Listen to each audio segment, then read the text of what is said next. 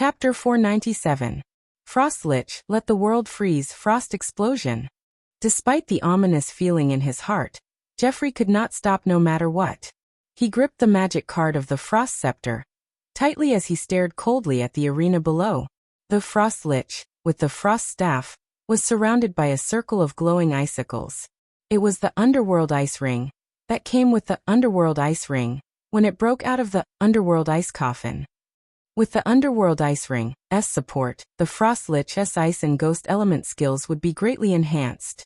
And the Frost Scepter, in its hand, could increase the effect of its ice element skills. With the two added together, the Frost Lich's ice element skills would be doubled in strength and effect. After hearing Geoffrey's command, the Frost Lich suddenly raised the scepter up high. The icy blue ripples suddenly turned into a raging wave, surging forward like a surging tide. Ultimate skill, Frost Explosion. Card name, Frost Lich. Memorize in 1 second. https://m. VIP Canchu. VIP type, Elf card. Level, Race Undying. Attribute, Spectre/Ice. Magic power, 3500. Attack, 2500. Defense, 2000. Ultimate skills, Frost Explosion, Frost Magic Shield, Sinister Gaze. Starting from the tip of the Frost Lich's toes, the places where the tide surged past instantly froze. Layers of ice spread wildly. Compared to the Desert Ice Spirit's Freezing Ray, the Frost Lich's Frost Explosion had a larger range and stronger effect. Facing such a large range ice attack that had no blind spots, even if Boss Cat used Guard again, it would not be able to successfully block it. Moreover, its success rate was only 1 out of 9. After its first attempt failed, Boss Cat knew that it could no longer avoid it. It suddenly lowered its body and used its tail to wrap around the blue magic ball, and threw it into the sky. The young green-eyed dragon that was restrained by the ice element grabbed the blue magic ball and flew up. The scabbard hesitated for a moment, and also chose to fly into the sky to avoid it. Only Boss Cat and Moon Ivan were left on the ground. Moon Ivan's eyes flashed with viciousness. He suddenly opened his mouth, and the shadow ball condensed in his mouth shot out. However, the powerful shadow sphere was instantly swallowed by the raging waves of ice. A hint of unwillingness flashed in its eyes, but it still couldn't escape the fate of being frozen. The countdown timer for the first round of battle quickly passed. When frost eruptions stopped, the entire dueling ground was covered in a thick layer of frozen earth. Boss Cat and Moon Ibu couldn't resist the freeze effect and became two motionless ice sculptures. After being sealed in ice, the mana of the two magic elves began to plummet at a rate visible to the naked eye. It wouldn't take long for their magic power to be exhausted, and their vital signs would disappear. Even though 2 of the Dake Diming's magic guide fairies managed to escape into the air, the entire situation had changed drastically. As a 4th-year student, Angus Geoffrey finally managed to turn the tables. The group of nobles led by him secretly heaved a sigh of relief. If Geoffrey had lost to Dake Diming here, then not only would Geoffrey lose face, these companions who usually hung out with him would also lose face. Like I said, how could Angus lose to a first-year student? The nobles patted each other's shoulders, their expressions somewhat relaxed. Looks like Geoffrey didn't just focus on forming his own faction in the academy. Phyllis also pondered. Currently, Geoffrey had a 7-star magic guide fairy, Frost Lich. On the other hand, Dark only had a 6-star magic guide fairy, and a 4-star magic guide fairy whose attributes were countered by Dark. No matter how one looked at it, Geoffrey had the advantage. How could Dake turn the tables in this situation? Eldest Prince Charles couldn't help but be attracted by the duel in the secret box, but his gaze was still fixed on the scabbard. Dake himself didn't seem the least bit nervous. The Frost Lich's strength was within his expectations. He had already mentally prepared himself to make some sacrifices. The only unexpected thing was that Boss Cat and Moon Ibu's HP dropped too quickly. After being sealed in ice, the 2 magic guide fairies' MP dropped at a crazy rate of over 100 points. Boss Cat's MP was a full 2,500 points. Even though it had used up some of its MP when using a sure kill skill, it could still last until the next round. As for Moon Ibu, it was very likely that it wouldn't last. Once the MP of a magic guide fairy dropped below 50%, It was very easy for the summoning to fail when using it as a sacrifice. Now, it was impossible to use Moon Ibu as a sacrifice to summon the 4-star Diru beasts. And if he wanted to use Boss Cat as a sacrifice, Dake's only 5-star magic guide fairy, the Lion Beast, wasn't in his hands. Therefore, the best method now was to leave it alone. Dake's eyes flashed. He stretched out his hand and pointed, controlling the blue magic guide ball to fly back. He then said to Sin, "It's time, sword." Sin. Cyanide Young Dragon's eyebrows flashed with a hint of madness. It stretched out its hand and grabbed at the air.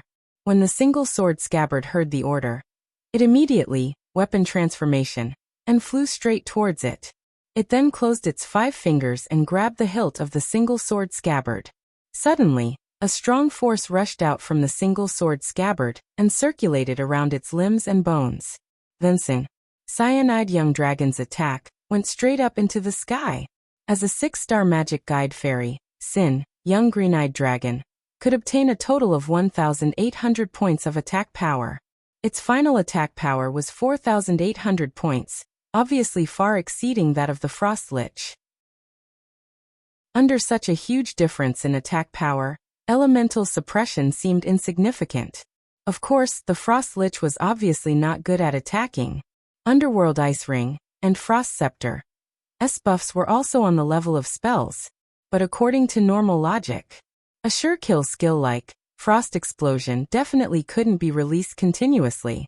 Therefore, Dake made a prompt decision and commanded Sin, Cyanide Young Dragon, to take advantage of this gap, to charge towards the Frost Lich. The Cyanide Young Dragon that was born from pride was already impatient. Now that it received the buffs from the Holy Sword, it naturally couldn't hold it anymore and charged towards the Frost Lich that was emitting cold air. The closer it was to the ground, the lower the temperature. The elemental suppression made Sin, Cyanide Young Dragon, very uncomfortable, but the existence of the world of Sin gave it a boost. Sin, Cyanide Young Dragon, rode the wind and used its dragon claws to hold the sword, fiercely stabbing towards the Frost Lich. But in the face of such an obvious attack, the Frost Lich didn't need the command of the Archmage. It tilted its scepter and activated its second sure kill skill, Frost Magic Shield. The magic released from the orb at the tip of the Frost Scepter formed an octagonal ice shield around it. Then, the 8 ice shields rapidly expanded. There was a connection between the shield and the shield, forming a complete ring-shaped defense. Even the places where the ice shield couldn't cover had a defensive force field. Bang!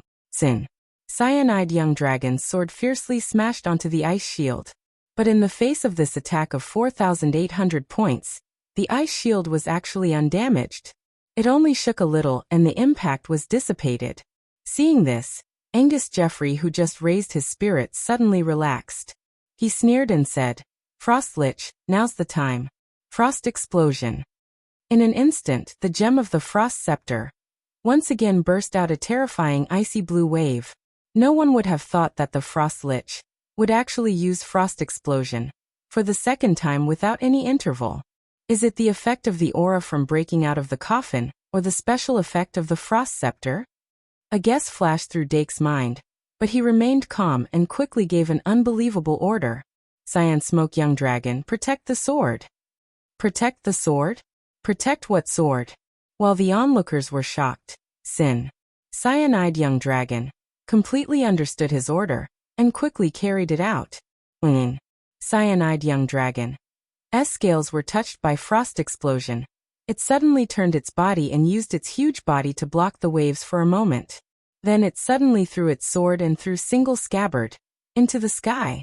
Using this acceleration, the single scabbard flashed past the eyes of the people in the corridor and rushed into the sky.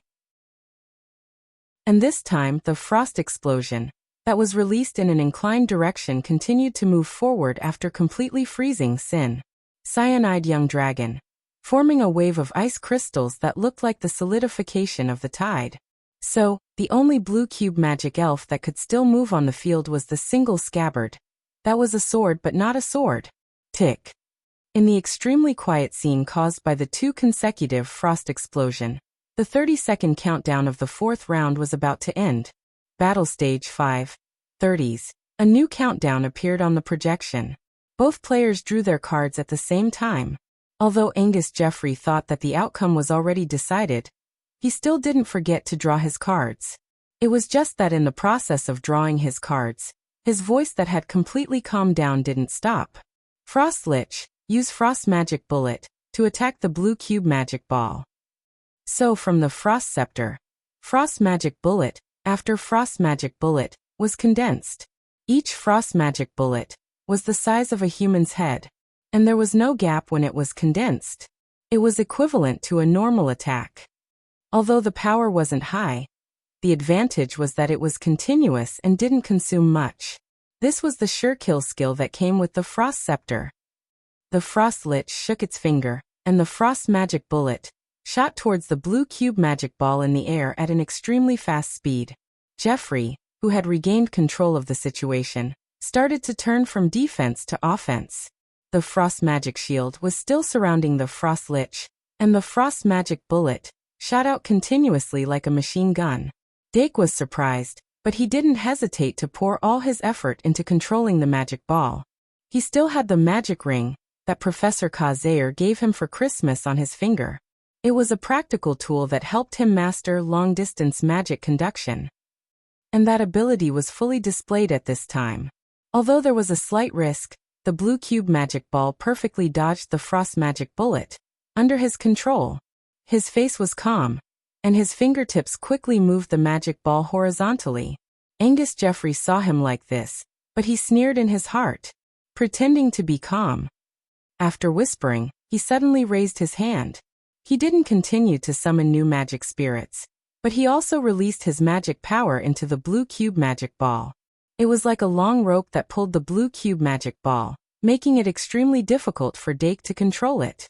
The long-distance control of the magic ball by a magus was affected by the quality and quantity of magic power, and on the other hand, it was affected by the distance. In other words, the closer the distance, the stronger the control. The blue cube magic ball had already been pulled to the blue half by Dake, so his control was naturally stronger than Jeffrey's. However, Jeffrey's interference still made the magic ball seem like it was covered with a layer of disgusting mucus, and its speed suddenly slowed down. In this way, Dake had even less energy to summon new magic cards. As long as he made a mistake, Jeffrey would be able to take this duel. From an outsider's point of view, Dake's only way to break out of this situation was the single scabbard. However, Sin Blue-Eyed Baby Dragon couldn't break through the Frost Magic Shield's defense even with the single scabbard. How could the sword do it alone? Once it was frozen, it would be difficult for the sword to escape. The victory of this duel seemed to be in Jeffrey's hands. After all, it's a fourth year versus a first year. For a first-year student to be able to do this in a duel with a fourth year, it's already very outstanding. I really didn't expect the son of the Valkyrie to become so outstanding after entering the Shung Malian Academy. I thought he would be a prodigal. Shoo, be careful of the walls. Just when everyone thought that Dake Dimming would definitely lose, Moon Ibu, who had lasted longer than expected, finally used up the last drop of magic power in the ice. Then, at the place where his body dissipated into magic power, there was a pink aura that overflowed and condensed into a palm-sized whirlpool. That whirlpool went from its initial inconspicuous size to a huge one, and it only took 3 seconds. A brand new magic guide sprite was conjured from within. What is this? Angus Jeffrey's eyes were filled with astonishment, and he couldn't help but stop the magic transmission in his hands. Dake Dimming clearly didn't have any summoning actions, and the magic card in his hands didn't have any movement. Just as Jeffrey looked over in astonishment, he suddenly noticed that a magic card had automatically floated out from the card slot of the deck. This was the mechanism to directly summon a magic elf from the deck. Could it be? Jeffrey's gaze finally noticed the dark golden radiance that he had almost overlooked. The green-eyed young dragon had used Hall of Light and World of Sin, but apart from Frigid Earth, which was used to disperse it, it didn't display the effects of a field skill at all. If he had to find a reasonable explanation, he could only classify it as the effect of this field skill. Jeffrey's brain was working at high speed, quickly searching for field skills or field cards that had similar effects. Generally speaking, Unless it was a veteran duelist who specially made exclusive magic cards for duels, a magister wouldn't deliberately make magic cards that could search from the deck, or directly summon a magic elf from the deck. For example, Jeffrey's own Underworld Ice Coffin was made based on a monster of the same name. Its core idea was to directly summon a high-star magic elf, and through breaking out of the coffin, it would add an extremely powerful buff halo to the magic elf. And the so-called summon directly from the deck was just an additional ability that came with it. World of Sin Green-Eyed Dragon. As World of Sin was actually similar. Their main characteristic was that there was no need to inject magic into the summoning magic card, and through a special mechanism, the summoning magic card would respond. Therefore, there was no need to put it into the hand. However, field skills or field cards like World of Sin were still extremely rare. Moreover, Jeffrey couldn't distinguish the similarities between Moon Ibu and the newly appeared magic elf, Big Milk Can, so he couldn't immediately figure out the effects of World of Sin. After that, there was no more time. Big Milk Can roll. While controlling the magic ball, Dake commanded without hesitation. Big Milk Can, who hadn't appeared in a duel for a long time, spontaneously used turn round before rolling. After curling up into a ball, it didn't hesitate to roll in this frosty arena. Seeing the speed of Big Milk Can gradually increase, Dake couldn't help but smirk. He really wanted to know if Jeffrey would let the Frost Lich change its target to Big Milk Can. If it changed its target, it would give him 3 seconds to use a new magic card.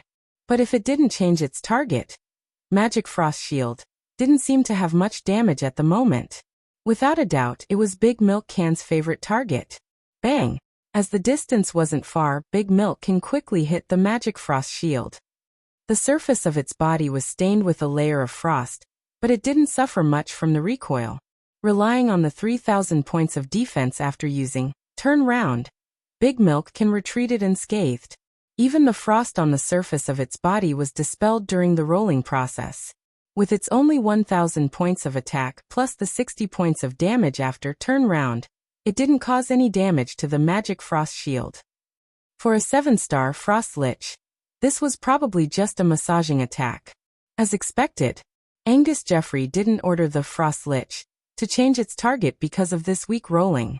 He attached great importance to the strategy of relying on the Frost Lich to stall Dake, but he didn't underestimate Big Milk Can. Therefore, he glanced at the magic card in his hand and immediately started summoning. The new Magic Guide cards were 2 3-star Magic Guide Elf cards. In Jeffrey's card deck, the basic 3-star Magic Elf cards and the high-level 6-star Magic Elf cards were the main cards. There were also 1-star and 2-star Magic Elf cards, but there were very few of them. After that, there were 3 7-star Magic Elf cards and 1 8-star Magic Elf card. This was a relatively basic composition in the 4th-year card deck. If there were too many high-level Magic Elf cards that couldn't be specially summoned, it would be a hindrance in the Magic Elf duel. For the excellent students who had a shorter casting time of the sacrificial summoning spell, the sacrificial summoning speed was actually not too slow. However, the restriction of summoning a Magic Elf of the NTH tier required at least 1 Magic Elf of the NTH tier as a sacrifice, which made it more troublesome to use the sacrificial summoning of 3rd tier and above Magic Elves. Therefore, for the 4th-year students who didn't have many 3rd-tier Magic Elf cards, the 6-star Magic Elf that could be summoned at once was still the backbone of the team. Jeffrey quickly summoned a 3-star Magic Guide Fairy and prepared to summon a second one. Then, he would wait for the next round. If he still couldn't take down Dake, he would summon the new 6-star Magic Elf. It could only be said that his idea wasn't wrong. Moreover, the first 3-star Magic Elf that he summoned had the ability to fly and could cooperate with the Frost Lich to attack the Blue Cube Magic Elf Ball. It could be said that the appearance of this 3-star Magic Elf would increase the pressure on Dake. However, when this 3-star Magic Elf appeared, Jeffrey suddenly realized that Dake Diming's other Magic Elf, Boss Cat, had also died from exhaustion in the ice. This should have been something to be happy about. However, when Jeffrey saw the pink cow that was turning its head and rolling towards the Frost Lich for the second time, the faint ominous feeling in his heart suddenly became stronger. Then, 3 seconds later, at the place where Boss Cat disappeared, no new Magic Elf appeared. There was a gap in Dake Diming's greed magic elf. Other than Meow Meow, only Single Scabbard could be considered the incarnation of greed. And Single Scabbard was hovering in the air, looking for an opportunity. Naturally, there was no new greed magic elf to summon. Fly, Ice Vulture. Jeffrey's expression had an additional I knew it calmness. That 3-star magic elf, Ice Vulture, flapped its wings and flew after a long cry. Its long beak was like a sword and its wings were folded into a triangular shape. It charged towards the blue cube magic elf ball, with the lowest air resistance. Dake indeed felt the pressure. Hence, he moved his finger and immediately controlled the blue cube magic elf ball to fly downwards. In theory, the space in the air was wider, but there were more ice blocks on the ground as obstacles to block the surprise attack of the magic bullet and Ice Vulture. Moreover, the statue of Sin Cyanide Young Dragon was also there. Before Sin Cyanide Young Dragon was frozen, it had already taken the attack of Icicle Spear Formation head-on, so its magic was already full. Hence, when Dake controlled the blue cube magic elf ball to fly behind it, Jeffrey summoned the second 3-star magic elf.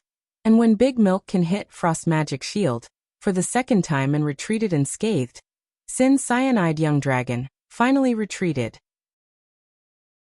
However, at the place where it disappeared, Pride's aura remained and turned into a cyclone. A magic elf that was not higher than Sin Cyanide Young Dragon. S-star level was directly summoned by relying on Sin World's field effect. Sin World. Sin Cyanide Young Dragon can summon Sin World. When a magic elf with the power of original Sin dies in Sin World, the remaining power of original Sin will be absorbed by Sin World. It can be used as a sacrifice to summon a magic elf that is not higher than the dead one, and has the same power of original Sin. The duration of Sin World is 3 minutes. As a magic elf with the highest star level below Cyanide Young Dragon, Lion Beast quietly appeared in a kneeling posture. Seeing that the frost magic bullet that was chasing after the blue cube magic ball was attacking from the front, the Lion Beast frowned and stood up. Its huge fist suddenly swung out. Beast King Fist. Boom. The lion's strong energy wave release from the Lion Beast's right fist exploded all the frost magic bullet that were attacking it in succession. Then it raised its hand and focused its eyes. It had a telepathic connection with the Single Scabbard that was hovering in the air. Clang!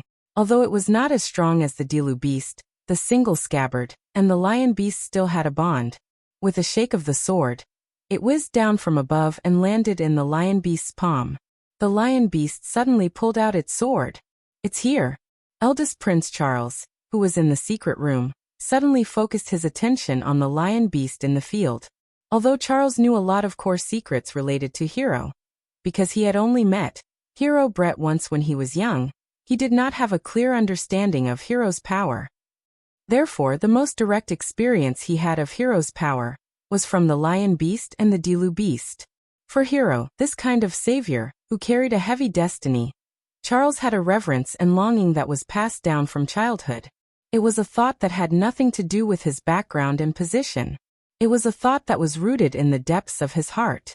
He let Jeffrey and Dake duel to lure out the hero's power of the Dilu Beast or the Lion Beast. Although the core purpose was to observe and confirm, he also wanted to take a look at it again. Humans were the most complicated creatures.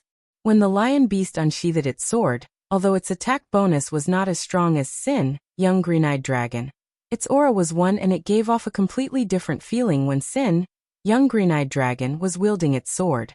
That was a difference that could not be shown on the surface.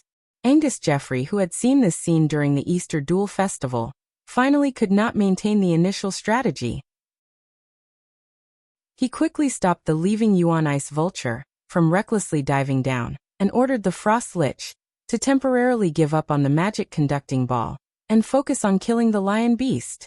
The beautiful and expressionless Frost Lich turned the Frost Scepter without a trace of emotion and launched a sure kill skill at the Lion Beast that was holding its sword. Evil Gaze. Instantly, a cold and evil light lit up from the Lich's eyes. 2 extremely faint beams of light suddenly shot out, hitting the charging Lion Beast head-on. The Lion Beast's body froze. It was actually frozen in place, and its legs could not move no matter how hard it tried.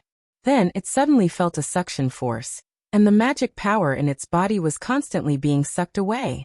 The Frost Lich greedily absorbed the Lion Beast's magic power, and gradually filled up the magic power that it had consumed. Bang! Suddenly, a loud sound was heard. The Frost Lich's body trembled and its expression changed slightly. The power of the third rolling finally showed some signs. Although the Frost Magic Shield was not damaged at all, whether it was Jeffrey or the other onlookers, they all sensed that something was wrong. However, Evil Gaze was a single-target sure-kill skill. While using its gaze to stare at the Lion Beast, the Frost Lich was also unable to move. Once it stopped staring, the Lion Beast would break free from its control and pounce over. Jeffrey, who knew clearly how shocking the Lion Beast's outburst would be, chose to order it to continue staring. Then he ordered his other 2 3-star magic elves to attack the big milk can. However, the big milk can, which had already hit 3 times, was already showing its power. As it rolled, a violent airflow surrounded its body. The sure-kill skill of the Ice Vulture, Ice Arrow, was shattered by the airflow just as it was about to hit. The other 3-star magic elf, the Ice Statue of Li Yuan, also used a rolling method to crash into the big milk can from the front, trying to force it to stop. However, the big milk can nimbly tilted to the right and dodged the Ice Statue of Li Yuan, continuing to roll towards the Frost Lich in an arc. Clearly, its driving skills were far better than the Ice Statue of Li Yuan. Immediately after, the fourth rolling fiercely collided with the Frost Magic Shield. The resulting loud sound covered the sound of the turn switch. Although the Frost Magic Shield was still standing, the rolling this time caused it to tremble nonstop. Then the big milk can's rolling was unstoppable. Just the violent airflow that wrapped around its body made Jeffrey's expression change drastically. He hurriedly ordered the 2 3-star magic elves that were still chasing after it to dodge. Then, when he finally realized why Dake Diming's eyes were teasing him previously, Jeffrey's fingers trembled slightly as he took out 2 new magic cards from the deck.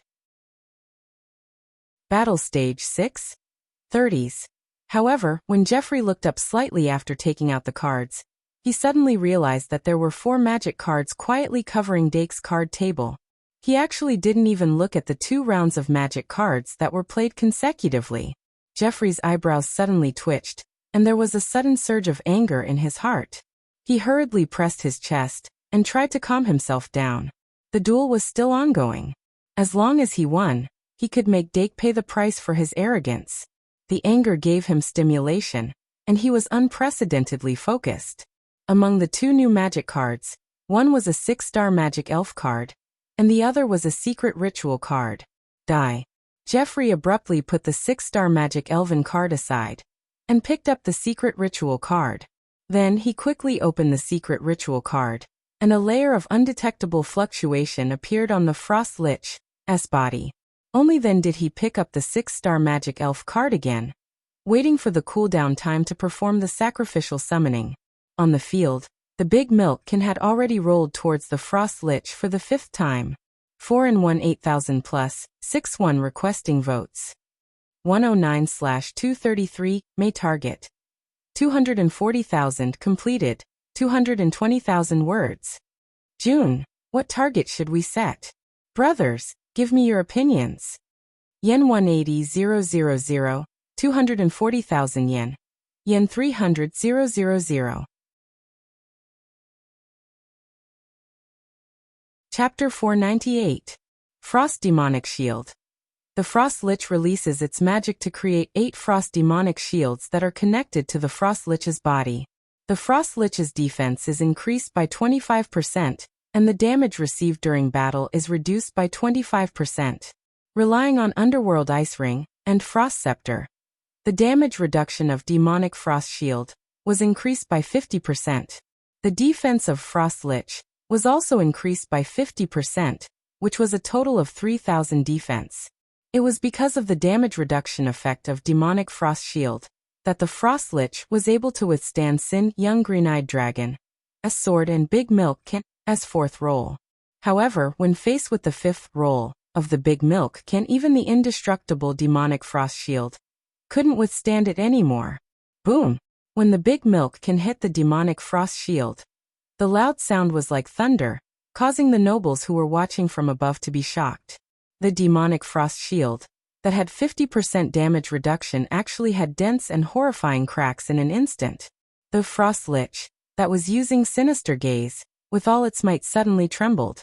The cold and evil light in its eyes shook crazily, and the orb on the frost scepter constantly emitted circles of icy blue ripples.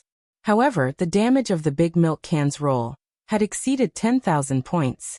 Even with the 50% damage reduction, the demonic frost shield was instantly shattered. Website: https://m. Vipcanshu. VIP. It brought along a violent storm as it crashed into the broken pieces of the demonic frost shield. Relying on its last remaining inertia, it crashed into the side of the frost lich with a bang. The frost lich let out an ear-piercing scream. The light in its eyes instantly shattered, and its entire pale and enchanting body flew out like a kite with a broken string. Without the demonic frost shield's support, it only had 2,000 points of defense left. Even the last bit of the big milk can't withstand the demonic frost shield. The magic that it absorbed from the lion beast instantly decreased, and when it fell again, it only had a sliver of health left. The lion beast, that finally broke free from the demonic frost lich's control, suddenly rushed out with lightning speed. With a flash of cold light, the sword drew a straight line in the air and slashed across the frost lich's delicate neck. As the magic power splashed, the frost lich's body started to fade at a speed visible to the naked eye. Seeing that this 7-star magic elf was about to leave, Angus Jeffrey's eyes flashed with a trace of ruthlessness. Sacrificial summoning was already in the midst of chanting. The secret instrument card on the table shone with a dim light. The secret ritual that was placed on the frost lich finally took effect when its body was disintegrating. The collapsed mana of the frost lich suddenly condensed into a tiny vortex. Then, the vortex instantly exploded, and a huge magic array unfolded on the ground. The frost scepter, that was still floating in the air, naturally became the core of the magic circle. A faint sound was heard. It quickly went from a low hum to a high pitch, and finally became extremely ear-piercing. The lion beast at the side was surprised, and without hesitation, he swung his sword and slashed back. As he rotated his wrist, sword lights shot out like rain, and every strike hit the frost scepter, floating in the air. With the strength of the frost scepter, there was no doubt that it would be shattered on the spot. But the magic circle below didn't stop operating. The light that erupted from the magic circle flashed frequently, and it was getting more and more dangerous. Facing this sudden burst of terrifying aura, the milkkin rubbed its hands and rubbed out a bottle of milk. Then it threw the milk at the lion beast. Moo! The lion beast caught the milk, and was about to drink it when it opened the bottle cap. But the explosion had already occurred. It was a huge explosion that affected the entire field. The lion beast didn't have much mana left, and it instantly ran out. The milkkin turned around and hugged the blue magic ball, using its broad back to resist the impact of the explosion. The scabbard soared into the sky from the explosion, and it was out of danger again. Jeffrey's ice vulture flew high in the sky, protecting the red magic ball. The ice statue of departure sat on the ground and used its sure-kill skill gargoyle. Like a gargoyle, it turned into an ice statue and relied on the damage reduction effect to hold on. When the explosion was over, on the ground, only the milk can and the ice statue of departure, whose surface was covered with cracks, were left. Immediately after, there was no gap at all. Jeffrey's summoning conclusion was heard. In the name of Angus Jeffrey, I sacrifice to summon the giant glacier ape. The ice statue of departure and ice vulture instantly turned into light and merged with the light released from the 6-star magic elf card to form a huge sacrificial summoning circle. The magic elf that appeared from the sacrificial summoning circle let out an angry roar, and its huge body fell to the ground, causing a tremor. It was like a giant ape that had awakened from the ice age. Its body was covered with gray hair, and its mountain-like body bulged with hard muscles. It exerted force with both hands and pounded its chest, making a loud sound that shook the sky. Card name: Giant Glacier Ape. Type: Elf card. Level: Race: Bird/Beast. Attribute: Ice/Normal. Mana: 2500 attack, 2800 defense, 2800 sure kill skills, death charge ice roar rage giant glacier ape death charge. Angus Jeffrey raised the glacial giant ape card up high with a cold expression, and yelled out in a loud voice. The magic elves on the field had all been cleared. Only the milk can and the giant glacier ape were left. The milk can that had used all of its sure kill skills would not be able to stop the giant glacier ape from charging. The flames of victory were already shining in its eyes. However, the dark golden light that extinguished the flames suddenly circled around the place where the lion beast had fallen, and the aura of pride burst forth. The Dilu beast that had inherited the lion beast's will landed lightly in the light of summoning. The single scabbard that had just flown into the air let out an excited clatter, and with its own will, it flew back and went straight into the Dilu beast's palm. The Dilu beast clenched its 5 fingers and grabbed the sword hilt, and a terrifying aura instantly erupted. Its eyes narrowed slightly, and it danced intensely towards the giant glacier ape that had used death charge. The airflow that emerged from its feet spiraled upwards, and at the same time, it gathered towards the holy sword in its hand. With every step it took, a new airflow would appear under its feet, and its aura would increase by a bit. By the time it clashed with the giant glacier ape, its aura had already reached its peak. The violent airflow that reached the sky made its petite body look tall and sturdy, and the single scabbard in its hand emitted a sharp aura that could cut through everything. The giant glacier ape that had used death charge was not to be outdone. The pitch-black aura that was emitted from its body erupted backwards, and its eyes were dark and deep, and its face was as ferocious as a demon's. However, in the face of such a terrifying giant beast, the Dilu beast did not show any fear. Instead, it showed a trace of excitement. It licked the corner of its mouth and suddenly jumped up. When its body was in the air, the long sword was swung diagonally at an extremely exquisite angle, and in an instant, a cross was formed. The airflow that erupted from the sword extended the blade of the sword to an extremely large extent. The huge cross suddenly exploded. The giant glacier ape had used its true death charge, and its huge body crashed into the cross. Its thick skin and flesh melted, and a terrifying cross wound was cut open. The Dilu beast's body passed through this wound, and then it stopped its momentum. The long sword returned to its scabbard, and it landed on the ground. It took a few steps forward to reduce the momentum. It stabilized its steps and turned around to look back. The giant glacier ape's huge body carried the inertia of the death charge, and continued to move forward. Then it fell down without any consciousness. The milk can that was holding the blue magic ball quickly adjusted its position. Boom! It was as if a mountain had collapsed, and the earth shook. The milk can nervously poked its head out from the cross wound of the giant glacier ape. The body of the giant beast that had fallen on the ground gradually turned into magic starlight, and it dissipated in all directions. In the silence that followed, the Dilu beast glanced at the red magic ball in the air, and suddenly attacked with its sword. Life barrier. 2810. Light and dark radiance shone on the ground. Scattered sword flashes floated in the sky. After a few seconds, the people in the circular hallway suddenly burst into discussions. The nobles who thought that Dark Diamond's duel with Angus Jeffrey to be so intense were already very outstanding. But at this moment, it was as if they wanted to vent all the impulses in their hearts. They shouted like beans pouring out crazily. The originally quiet and elegant hall instantly turned into a noisy downtown. All kinds of voices were heard for a long time. At this moment, Angus Jeffrey, who had played all his cards but still lost, couldn't hold back his expression anymore. His expression was so gloomy that it was terrifying. A few nobles behind him walked up and tried to comfort him. There were also people who only glanced at his back before curiously looking at Dark Diamond opposite him. People were always more fond of the winner. Phyllis Rahman crossed her arms and thought silently.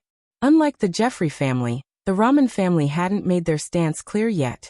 As the only daughter of the Rahman family, Phyllis was often worried about standing on the wrong side. At this moment, what she saw from Dake Dimmung was the Dimmung family's unshakable future. With such an heir and the long-lived Valkyrie, the Dimmung family would probably gradually replace the ancient families with deep roots and become the most terrifying pillar of the kingdom. Although these families had power, they were still inferior to the top forces. Therefore, they had to consider a very realistic problem. That was, even if the first princess fell, would the Valkyrie fall? This was also the question that the Raman family had been thinking about. Similarly, even if the first prince fell, the holy church that supported him wouldn't fall. This made people even more hesitant. Let's wait and see. Father said that the Demon King execution ceremony in the middle of this month might have a far-reaching impact on the future of the Holy Church. Phyllis couldn't help but squint her eyes. Like everyone else, she looked at the Duke's son. At that moment, Dark Diamond was methodically putting away the magic cards on the table one by one. The girls clustered behind him all had excited expressions. I told you that we would win. Diana looked at Aurora with a smug look on her face. The vampire's daughter and the phoenix girl held hands and almost danced. Dake took out the magician's secretary from the deck and quickly summoned it. After the magician's secretary appeared, she began to summon the magic spirits one by one. As for Dark, he cast a spell for those magic guide fairies who had worked hard. Amidst a few exclamations, the Dilu beast stepped on the single scabbard and flew up from below to Dake's side. How do you feel about this duel? Dake asked casually. The Dilu beast shook its head. It wasn't very happy. Although it used sword dance to end the duel, it would have the same effect if it was a lion. It would rather enter the duel during the duel and fight until it was exhausted. It wouldn't kill the opponent without any suspense like this. Dark smiled and agreed. That's pretty much what I feel.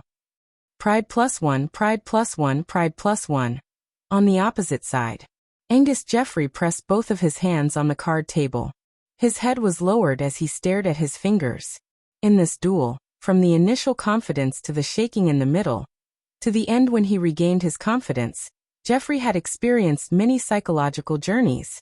But when he was about to win, he was shocked to find that Dake had placed all 4 magic cards on the table, without even looking at them. That kind of contempt was simply humiliating. What he couldn't accept was that after that, the opponent really didn't do anything. He just relied on the previous arrangements to obtain the final victory. It was as if everything in this duel was under the control of Dake Dimung. The feeling of helplessness from being completely controlled was the main reason for Jeffrey's emotional outbursts. Even if all outside factors were excluded, he was also a top student of the Shungmalian Academy. No matter what, he couldn't accept the fact that he was defeated by a first-year student in this way. At this moment, he suddenly looked back and suddenly felt that his small actions in the last school year were so laughable. Until today, his actions were just like a clown's. In the face of true strength, those flies and dogs were just a joke. The reason why the first prince's faction was struggling was because the Valkyrie was on the first princess's side. Bang! Jeffrey slammed the card table, and then picked up the magic card on the table. The gloominess on his face faded like a flood. When he looked up again, he had regained the elegance of a noble. Dimming, you win this time. Jeffrey's voice spread through the hall through the loudspeaker. Dake turned to look at him and smiled. Senior, you let me win. 2 and 1 4,000 plus yesterday. There was an emergency at home yesterday, so I adjusted my schedule. Target 300,000 words this month, go. Chapter 499. Dake Dimming and Angus Jeffrey did not become estranged because of the outcome of this duel, at least on the surface. After the duel ended, the two returned to their original seats. They chatted and laughed as if they were very familiar with each other, completely acting like good juniors. However, the news of Jeffrey losing to Dake Dimming in the Magus duel had already quietly spread. Those who were observant even caught the details of Dake not using his trump card in the last 2 rounds. Thus, there were even more theories regarding this duel. People always liked dramatic things. Even if they did not pay attention to it, they would be happy to spread it. Perhaps when Jeffrey returned home tonight, he would discover that this news had already reached his father's ears. Inside a secret room, Prince Charles, on the other hand, fell into deep thought after watching the duel. He finally got to see the performance of the Lion Beast and the Diru Beast as he wished. He also had a deeper understanding of the power of the Holy Sword. He remembered the website, Mvip Kanshu. 6 But for some reason he felt that he had overlooked something. However, what exactly had he overlooked? He couldn't put his finger on it. This made him gradually feel irritated. It was the same irritated feeling he had when he saw Dake Dimming defeat Angus Jeffrey. The more he interacted with this young master of the Dimming family, the more he felt something. It was as if the golden generation led by the brave Blake during the war had walked out of the legends. Sometimes he could not understand why there were so many geniuses in this world. He was clearly outstanding, but in front of those geniuses, he would always feel inferior. Every time he compared himself, he would try to remove his identity. Then he would discover that in front of those geniuses, he was no different from an ordinary person. When he was young, he had poured out his heart to his father, who was the king. But the king had only told him that he should not have such thoughts. Everyone had something they were born with. They should not be jealous of others. Instead, they should dig for themselves. Moreover, there was no need for him to remove his identity and compare himself with others, because his identity was his talent. He still could not understand that sentence. Even now it was still the same. After pondering for a long time, Charles suddenly opened his eyes and looked at Dake, who had already sat down. His mind finally caught on to something. Will he become the next Valkyrie? Not the hero, but the Valkyrie? When this thought appeared, it was hard to suppress it. In the current kingdom, the hero was a character that had already passed away and only existed in legends. A person who had already passed away, no matter how great his reputation was, would not be a threat. Although the Valkyrie's reputation was slightly lower than the hero's, she was still alive and would live for a long time because of the saint's body. If after a few years, if Dake Dimming also grew to grow, the Diamond family might obtain a second battle god. Such a family. Thinking in the long term, if we can't Dimming, SS is. Dimming is Dimming is Dimming. Dimming Dimming GG Dimming. To Dimming GG Dimming Dimming. Dimming GG. GG, S's. It's just that the inclination needs to be adjusted a little. Eliza is favored by the Valkyrie. How can I rope in the Valkyrie's son? That's also a method. I have to think about it carefully. Charles sat on the sofa and pondered for a long time. Suddenly he felt drunk and lay down. In the circular hallway, Jeffrey forced himself to chat with Dake for half an hour. After failing to pry into the secrets of the world of sin, he found an excuse to sneak away. Dake saw him leave and let out a sigh of relief. He actually did not like this kind of hypocritical social interaction. What was more surprising was that although Jeffrey had left, a few of the nobles in his circle had not. Both of them were young people. As long as there was no conflict of interest involved, they had endless topics to talk about. As they talked, Felix Raman could not help but mention the hero's son. For outsiders outside of the Shungmalian Academy, the topic of the hero's son was naturally very attractive. Many people wanted to know what the son of the hero Brett was like. Since Dake was in the same year, Felix could not help but ask. Dake smiled and casually said some unimportant information. He was not someone who would speak ill of others behind their backs, so it was just some random information. Felix heard some of it and said in surprise, "Wait, little goat is from the Knight Academy? I thought. He must be from the Noble Academy." Dake blinked and said, "Maybe compared to his noble bloodline, his courage is more representative." Of course, he could not tell Felix that White had the other half of the Blood Clan's bloodline, or even the Demon King's blood. Felix and the others looked at each other and accepted his explanation. After all, White Gouda was the hero's son. It was normal for his courage to be more important than his bloodline. The group chatted for a while, then a fat noble youth suddenly asked, "I heard that the model Easter egg that your academy started selling at Easter was designed by a student?" Dake was slightly startled, then smiled and said, "That's right." "Io." The noble youth exclaimed and said, "That's a really scary design. I heard that since Easter, your academy's model Easter egg has been very popular. Even now, the market is still expanding. If it develops well, I mean, do you know who that student is? I really want to ask him out for a drink." Dake said, "If it's just drinking tea." The noble youth saw that there was hope, so he quickly said, "It's not like that." I have some ideas for cooperation that I want to discuss with him. Dake was slightly interested. What kind of cooperation? Can you mention it? The noble youth looked around and was a little troubled. Felix looked at him coldly and said, Eugenie, why are you keeping us in suspense? Brown Eugenie scratched his head and said, Raman, this is a trade secret. Felix looked at him with his chin and said, You have a trade secret? Brown blushed and said, What's wrong with me? I've been in contact with the family business since the first half of this year.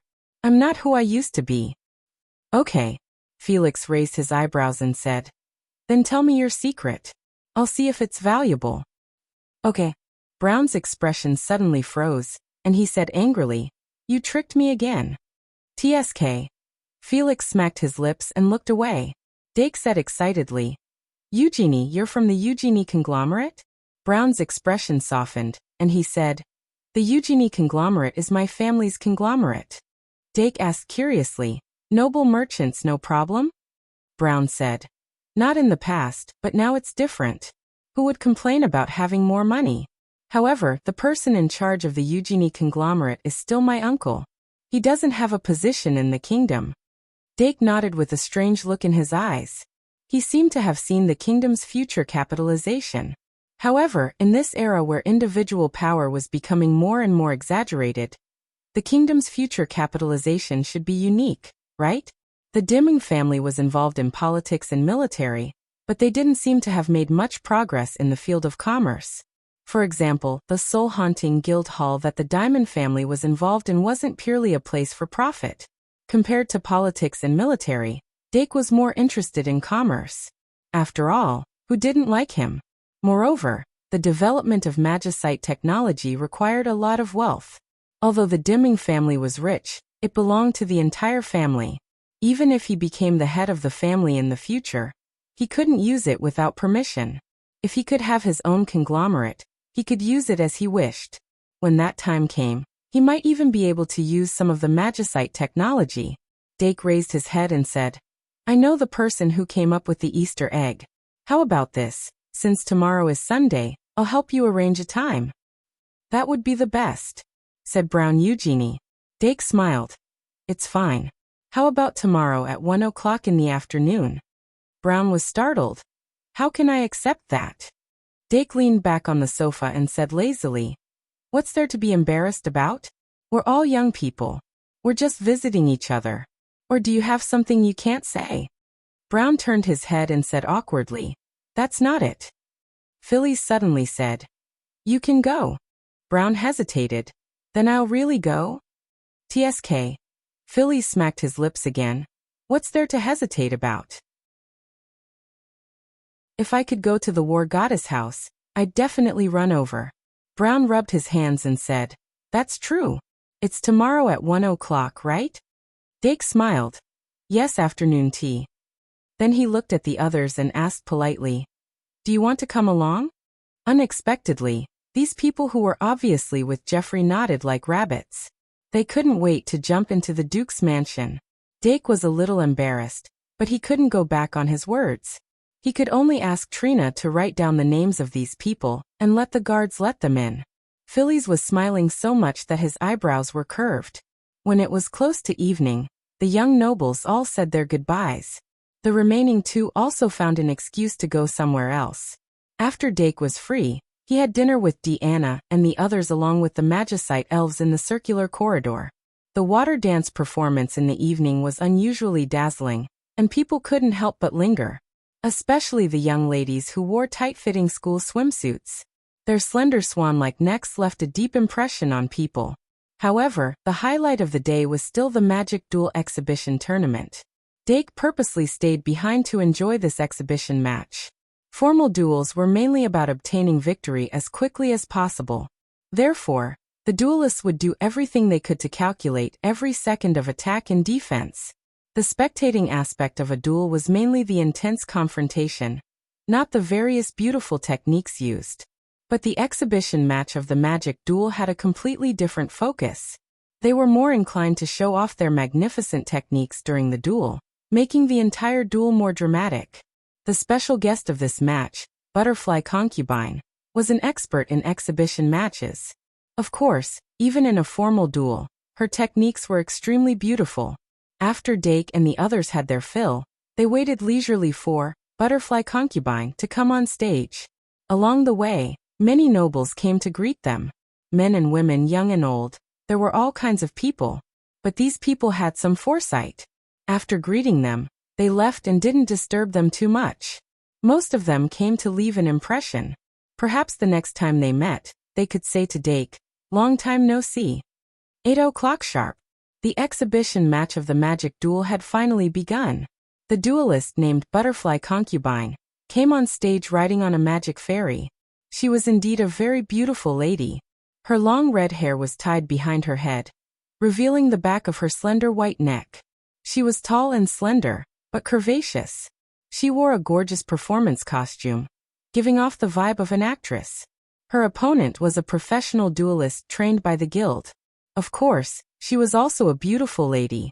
The performance of the duel between the two was extremely beautiful. People couldn't help but gasp in amazement. But halfway through, Dake couldn't help but shake his head.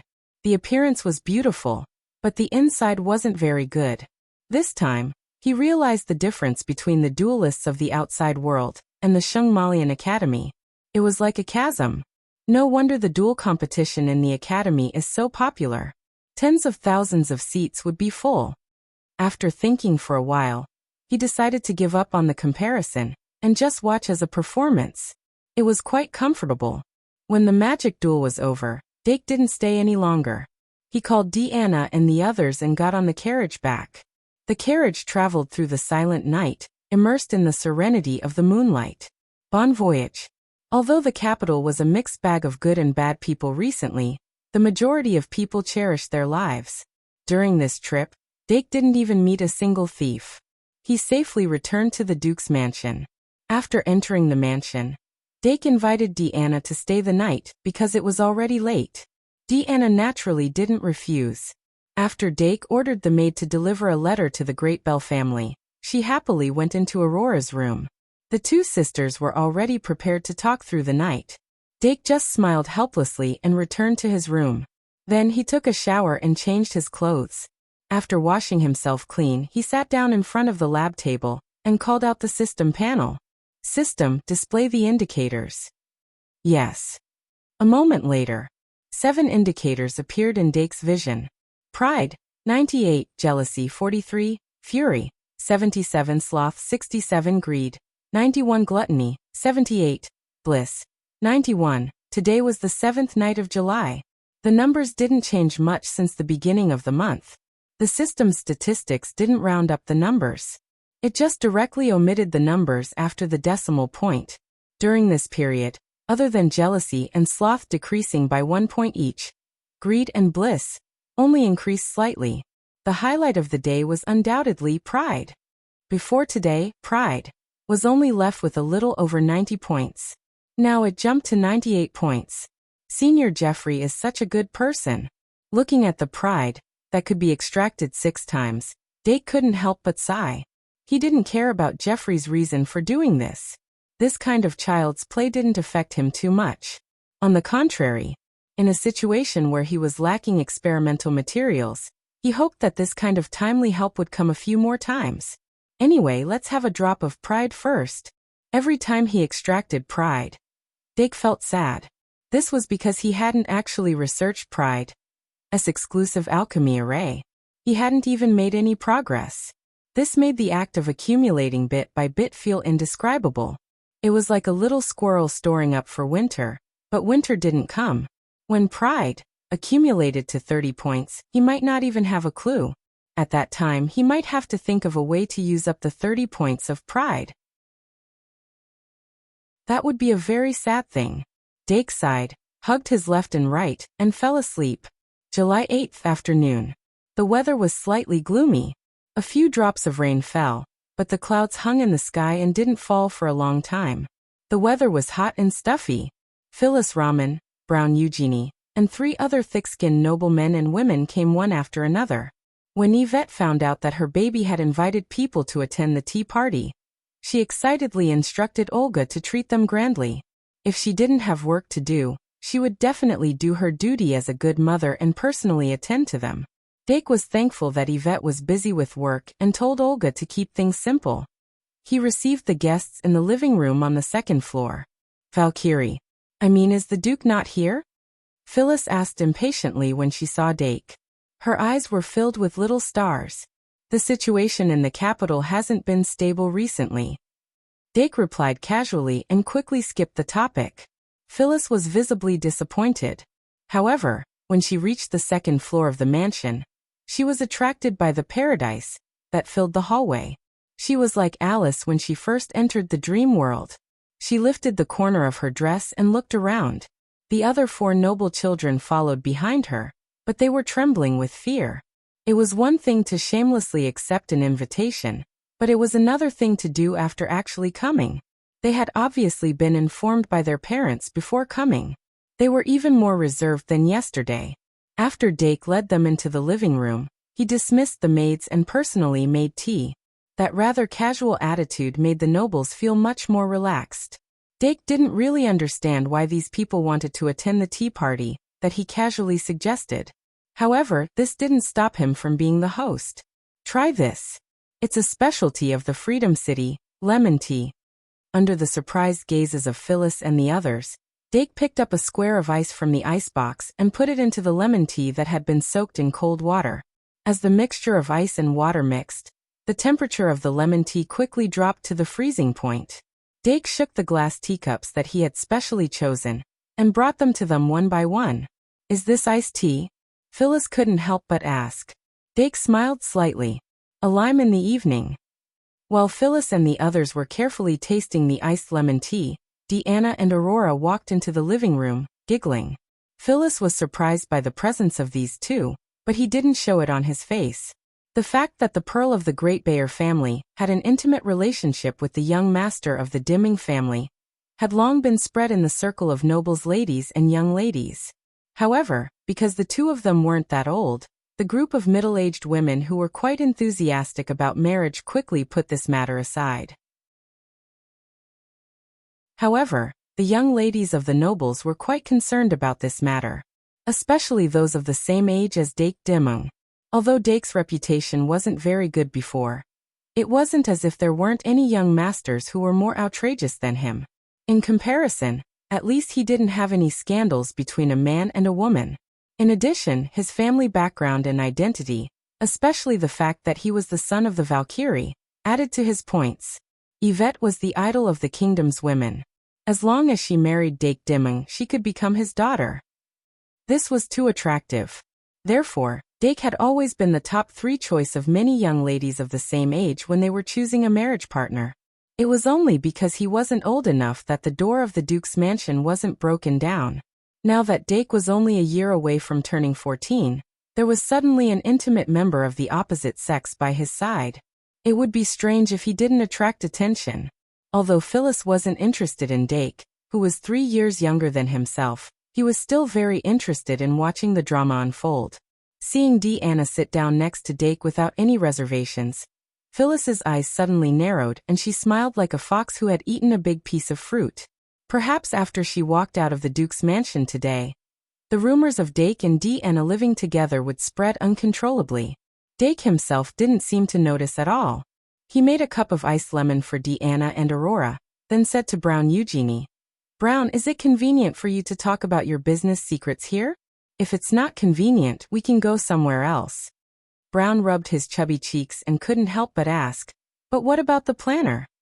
Dake pointed at himself with a smile. Brown was puzzled at first, then he was surprised, and then he said in astonishment, "Did you plan it?" Dake said slowly, "If you are talking about the planner of the model Easter egg, then it is indeed me. What do you want to work with me on?" Brown looked around and calmed himself down. "Let's go somewhere else?" "Then let's go somewhere else." Dake nodded and said to Phyllis and the others, "Let Aurora and Deanna entertain you first." With that, he walked out of the living room with Brown. Phyllis looked at his back and hammered with both hands, "Yes." In an empty room 2 rooms away, Dake asked Brown to sit down and asked, "Tell me about it." Brown looked at the Duke's son who had just turned 13, and suddenly felt a little ashamed. He was a little nervous, but he still said, "It's like this. Don't you think that the model Easter egg of the Shungmalian Academy is very similar to the chess pieces of the magic chess?" "Chess pieces of the magic chess?" Dake thought for a moment and said, "Are you talking about the marketing of the model Easter egg and the magic chess?" For example, the models in the model Easter egg can be designed as the chess pieces of the magic chess. Brown nodded quickly. "That's right. Isn't this a very good idea?" You see, although the models in the model Easter egg have different popularity, in the end, they are only ornamental and collectible, and have no practical use value. But if they are to be combined with the magic chess, they will undoubtedly become more precious. Dake narrowed his eyes and said, "But you have to know that the production of the chess pieces of the magic chess costs money. If every model Easter egg is changed into a magic chess piece, first of all, the costs will increase dramatically, and ordinary people won't be able to afford it at all. Secondly, the magic chess is, after all, a niche game that is only spread among magic power users, and its gameplay is too complicated." Brown said subconsciously, "But we can improve it." Dake raised his hand to stop him from continuing. "I know, you want to simplify the rules of the magic chess and improve it into a game that doesn't require magic power to play. In this way, the cost of the chess pieces will also decrease. But since that's the case, why don't we just tailor a new game for the Easter egg model?" Brown. "Well," Dake smiled slightly, "in fact there is already a ready-made game, and there's no need to tailor it at all. You know, nobody doesn't like magic duels." Brown didn't understand at all how the 13-year-old opposite him could say so many things in one breath that he didn't even think of. Dake, however, already had a relatively mature idea. The practicality of the Easter egg model is indeed a problem. Different times and environments will lead to changes in people's shopping habits. If there's no practical value, the popularity of the Easter egg model will indeed be difficult to maintain, and the audience will become narrower and narrower. A product that truly transcends time should be a national entertainment. As Brown listened, he couldn't help but open his eyes wide. He already didn't understand what Dake was trying to do. But in fact, Dake only came up with the idea of making the dual disc after receiving Brown's reminder. The so-called dual disc was originally a special dual prop used to project monsters and card effects in Yu-Gi-Oh! But that kind of projection prop actually had very high requirements for magical engineering technology. There were all kinds of complicated effects, and all kinds of unimaginable chains. If they were to be realized, the dual disc would probably be the same as the magic chess piece, and would only be a niche product for magic users. Therefore, it was necessary to simplify it. Remove the complicated sure-kill skills and the settings of the health points, and only keep the attack and defense of the chess pieces, and at most, a sure-kill skill that dealt direct damage or simple control. The projection of the dual disc didn't need to move, and only needed to launch an attack. This way, the duel would become very simple. As for the gameplay, it could be realized by adding in the rules of the magic duel and the turn-based summoning limit. Finally, in order to make the dual disc popular, it was necessary to develop a top-up card. No, a top-up card.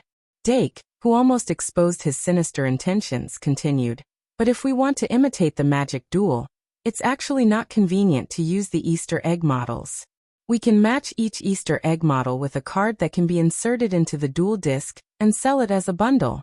Then, whether it's the people who want the Easter egg models or the dual cards, they will have to buy the Easter eggs." Brown was speechless. As he spoke, Dake became more and more interested. He directly took out the paper money and began to design. If this game could be successful, selling Easter egg models and cards was a profit point. Selling dual discs was another profit point. Selling top-up cards was another profit point. It would be hard not to make a lot of money. I just wanted to make some pocket money last night, and I didn't expect to have an idea today. Dake was naturally very excited. Half a day later, seeing how serious he was in his design, Brown quietly stood up and tried to leave the room. Dake looked up and asked, "Where are you going?"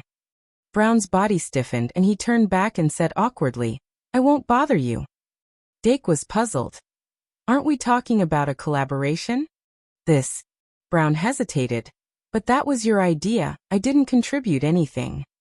Dark's mind stirred as he sensed his thoughts. He smiled and said, "That's not the case. The Eugenie Chamber of Commerce belongs to your family, right? If this plan succeeds, we will also need to distribute and promote it. When the time comes, there will be many areas where we will need to collaborate."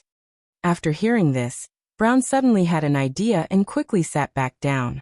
Although he didn't provide any ideas for the plan, distribution and promotion were exactly what the Eugenie Chamber of Commerce was good at. If he could help his family get such a big business deal, his position in his family would be stable. When the time came, no one would dare to mock him for getting a 0 in school. "I, Brown Eugenie, am not stupid." Dake sorted out his thoughts and arranged the paper full of words and smiled. "Don't be too anxious. This is only a plan after all. Whether it will succeed or not, and whether it can adapt to the market, is still unknown. It can only be said that with the success of the Easter egg model, the probability of success is relatively high. So you don't have to rush to tell your family." "I understand," Brown said immediately. "It's a business secret." Dake nodded and gave him a thumbs up with a look that said, "You know it very well." The relationship between the two of them became much closer in an instant. When they returned to the living room, they were already at a level where they could talk easily. Phyllis was surprised by the change in their relationship and asked curiously, "Seems like the collaboration went well?" "It went well." Dake nodded. In fact, there were 3 profit points in this plan. The biggest profit was definitely from the sales of the Easter egg model and cards, which belonged to the Shungmalian. His plan was to obtain the manufacturing and sales rights of the dual disc and the charging card, which were his profit points. The school would get the bigger profit, and he would get the smaller profit, so Professor Shierfu and Headmaster Erdii wouldn't disagree. After all, he was the one who made the whole plan. But this matter is really not urgent. When the execution ceremony is over in mid-July, I will discuss it with my mother and Claire. At that time, I will choose a head maid from my family to start a new chamber of commerce and contact the Shungmalian Academy. Let me think, the head maid of Libra might be a good choice. Dake sat down on the sofa and opened his mouth to bite the grape that Deanna handed to him. Of course, it was peeled. Following that, they spent the entire tea party in an ordinary manner. Because they were not familiar with each other, Dake didn't take them to the back of the mountain to play. When it was about 4 o'clock, the tea party was over, and the 5 guests left one after another. Except for Brown, who had gained something, and Phyllis, who had eaten melons, the other 3 aristocratic children were just going through the motions. No one knew what they were after. Maybe I should ask about their family's position? Dake supported his chin and thought about it. It should be easy to ask Crazy, the Scorpio, about this. But at the mention of Chris, he suddenly remembered the 2 elders of the Church of Knowledge he had met at noon yesterday. Hey, I forgot. So he got rid of Deanna and Aurora, found Olga alone, and asked Olga to call Crazy.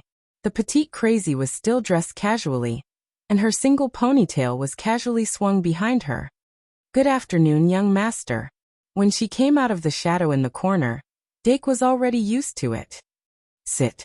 He pushed the iced lemon tea that he had brewed in advance to the opposite side. Crazy sat down, then picked up the teacup, stuck out her pink tongue, and gently licked it. Hiss, the coldness and sweetness stimulated her taste buds at the same time, and she couldn't help but retract her tongue. Dake couldn't help but laugh. "How is it?" Crazy put the teacup to her mouth again, took a sip, and squinted her eyes to taste the tea for a long time. Then she said, "The tea given by young master is delicious even if it is highly toxic."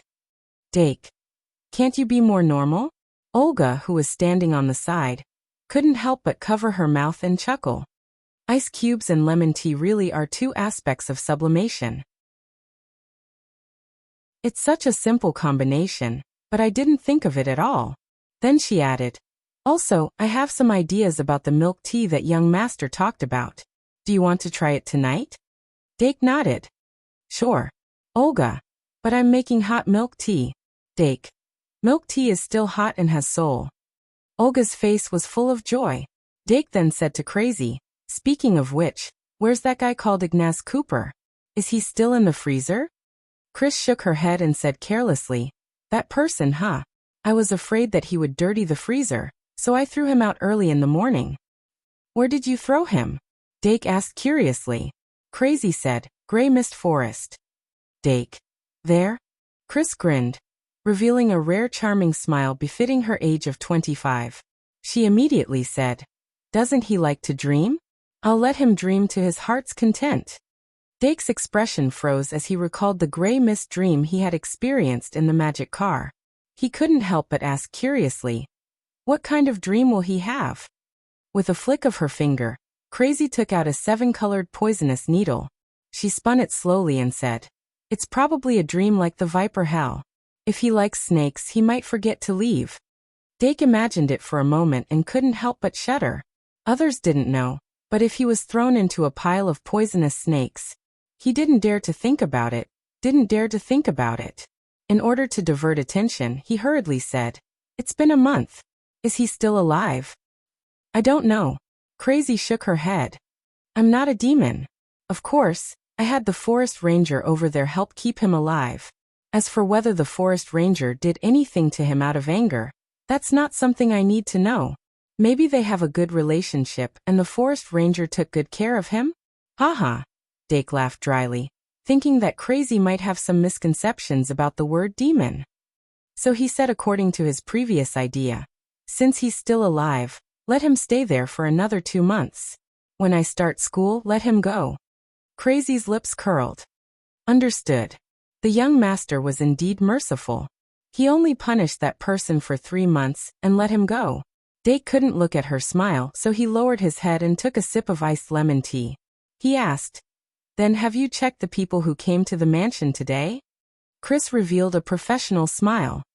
"Of course I did. Last night, I sent the information to the Duke.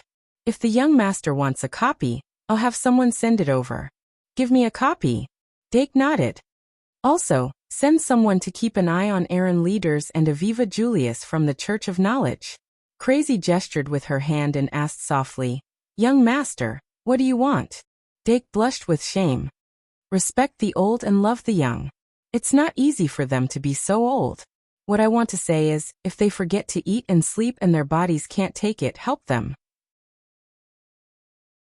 Chris said, "Oh, I'm familiar with the forced sleep spell." All right, Dake said. "Give me a copy of the information." Crazy nodded, but clearly had no intention of leaving. She sent a message through some unknown method, and soon, a maid from the Scorpio Palace maid squad knocked on the door and came in, handing a thick stack of information to Dake. Dake glanced at it, then put it on the table and began to read from the top. First, it was one of the 3 noble children at the top. Even though they had attended the tea party, Dake's impression of them was still very frivolous. He only knew their names. He flipped through it casually and understood. A fence sitter. Yes. Chris nodded. He's a dispensable person, if young master wants him to disappear. No need. Dake hurriedly raised his hand. Confused, Crazy asked, "Young master, what are you thinking?" "I'm saying that you want him to avoid you." "All right." Dake lowered his head and continued to read the next set of information. After reading through the information of the remaining 2 noble children, he realized that these 3 were really just bystanders. Even their parents were just freeloaders. But those who lived in the cracks were actually under a lot of pressure. He didn't mean to look down on them. He just shook his head and sighed. Of course, he couldn't be friends with such people. Then, he reached out for the information on Brown and Phillies, only to realize that the thick stack of information hadn't decreased at all. So whose information is this? Dake flipped through the information with a dark expression, then separated the information on Brown and Phillies. He was shocked to find that there were only 5 pages of information on Brown. The remaining 50 pages were all on Phillies. He couldn't help but look up at Crazy, but Crazy looked slightly proud, as if she had correctly figured out the Holy Will. "But you were figuring out the Holy Will of Yvette, right? 5 and 110100 plus 110/233. Another old person passed away. Birth, old age, sickness, and death really can't be avoided. Good thing they weren't close relatives. Anyway, my schedule has collapsed again. It's already 2 o'clock. I need to save some tickets. I'll catch up on 2 hours of sleep later. I'll have to rush to the party again. Tragic.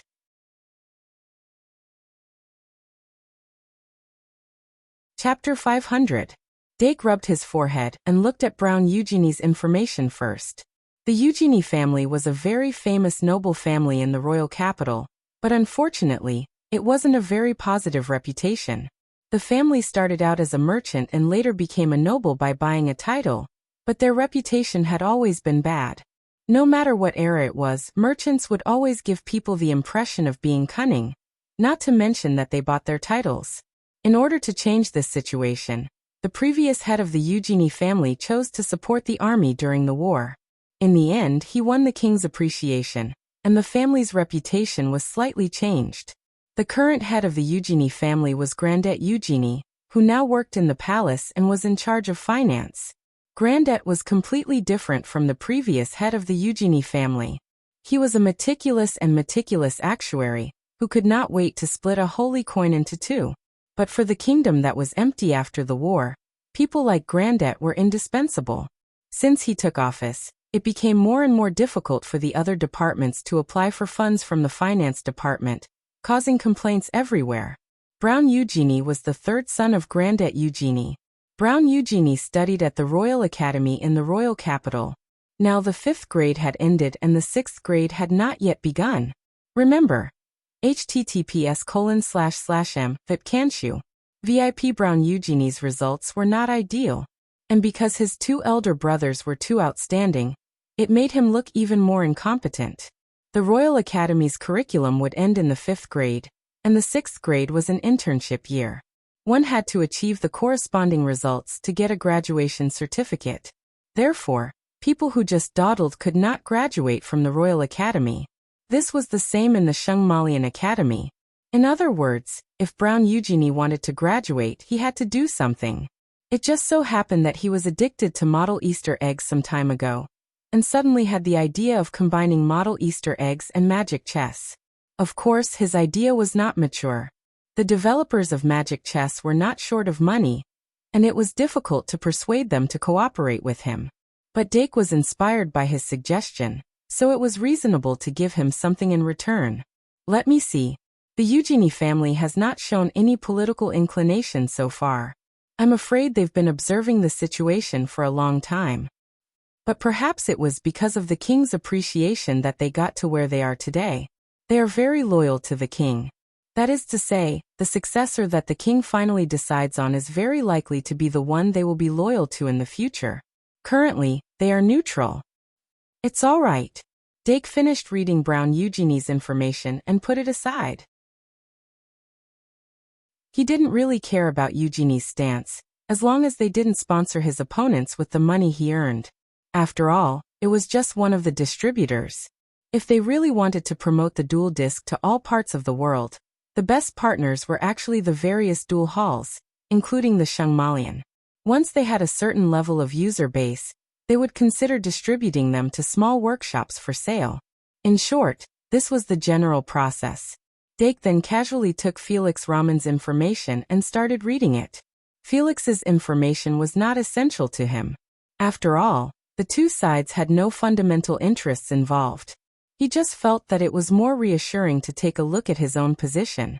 It was just that the 50 pages of information made him feel a little scared. How detailed must they be to gather so much information? Dake shook his head and flipped to the first page. He was a little surprised when he saw it.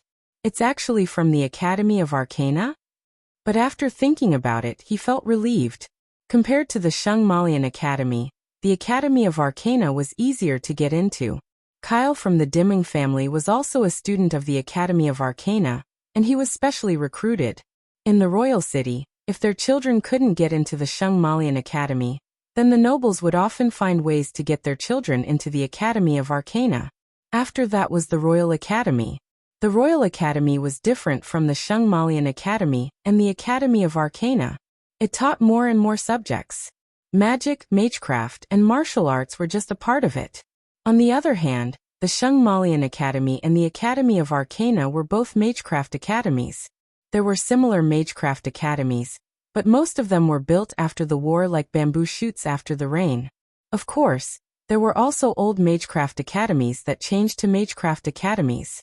For example, the Elven Magic Academy, the Dwarven and Goblin Public Magic Academy, the Orc War Totem Academy.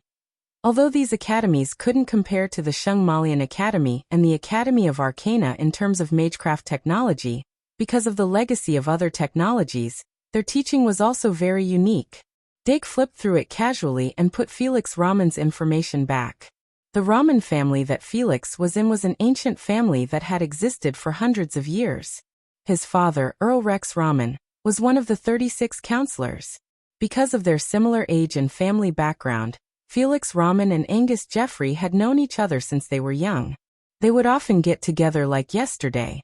But because Earl Raman only had one daughter, Felix Raman, he was very concerned about the promotion of women's status. Psychologically, he wasn't like the other old nobles who were against women inheriting the throne. Therefore, he didn't show much inclination towards eldest Prince Charles. In short, the information about the Raman family was more or less like this. As for Felix herself, Dake didn't care too much. After all, he didn't know when the next time would be. He didn't want to invite anyone for tea anymore. He wouldn't go out for a long time. Probably. The completion of Zoo, and the temporary end of the combat armament course gave him more private time. The next topic was to refine 3 more magecraft fairies, thoroughly study, transformation spell, and write, mathematics too. As for learning transformation spell, he naturally had to ask Claire, who was very proficient in it. In this crucial period, Dake obviously wouldn't give her any trouble. Then let's refine the heart-drilling fairies first. July 9th. It was the second Monday of July. After 2 days of relaxation, the magecraft fairies welcomed a busy day of learning again. Deanna and Aurora continued to focus on self-learning armament. Dark, on the other hand, looked for Ms. Plant. An apple with magic power? Ms. Plant was the former president of the Royal Botanical Garden, and a magician who specialized in grass magic. Naturally, she was very proficient in magic plants. It wouldn't be an exaggeration to call her a living encyclopedia. Dake gave her a cup of iced lemon tea and nodded. Yes, I want to find an apple with magic power to be the core of my magecraft fairies. Do you have any recommendations? As the core of your magecraft fairies? Ms. Plant thought for a while and said, although I don't know much about your magecraft fairies, if you want to use it as the core, you must have enough magic power and distinctive features, right? Dake nodded. If there is, of course, that would be great. Ms. Plant took a sip of the iced lemon tea and said, speaking of apples with large amounts of magic power, it would naturally be the golden apple. However, the Alliance of the 100 Races exists only in name now. It's almost impossible to obtain the golden apple from the Elven lands, or the home of fairies.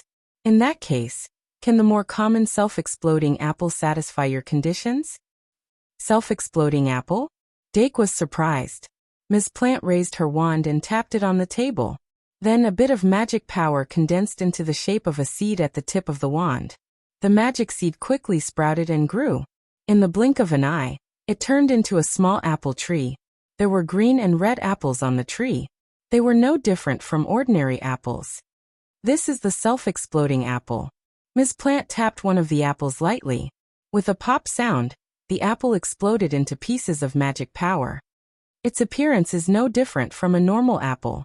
However, when an animal steals the apple and touches it, it will explode instantly, killing the animal on the spot. The dead animal's corpse will be pulled into the ground by the tree's roots and become fertilizer for the self-exploding apple. Therefore, although they look harmless, they are actually very dangerous.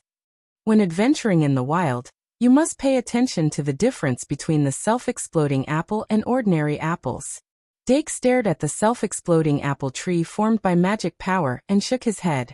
If he wanted to refine grass-type magic elves that could self-explode like the iron seed ball or the nut dumbbell, he could mix in some elements of the self-exploding apple. However, since the goal was to refine the apple of greed, it was best not to use this kind of apple. Seeing him shake his head, Ms. Plant raised her wand and tapped the tip of the apple tree lightly. The self-exploding apple tree formed by magic power quickly collapsed and turned into a cluster of thorny poisonous vines. At the tip of the poisonous vine, there was a bright red apple. Then what about this poisonous vine fruit? They usually attach themselves to large trees with lush foliage. They will wrap around the branches and dangle the tip of the apple from the branches, luring prey to approach. After hearing this, Dake couldn't help but take a closer look at the poisonous vine fruit. Then he shook his head and said, "Is there anything else? I mean, it's best to have some elements of a worm or a dragon." Dragon worm fruit? Ms. Plant proposed a new magic plant without hesitation. Then she said, "But it's not an apple-type magic plant. It can't even be considered a pure plant. It looks like this."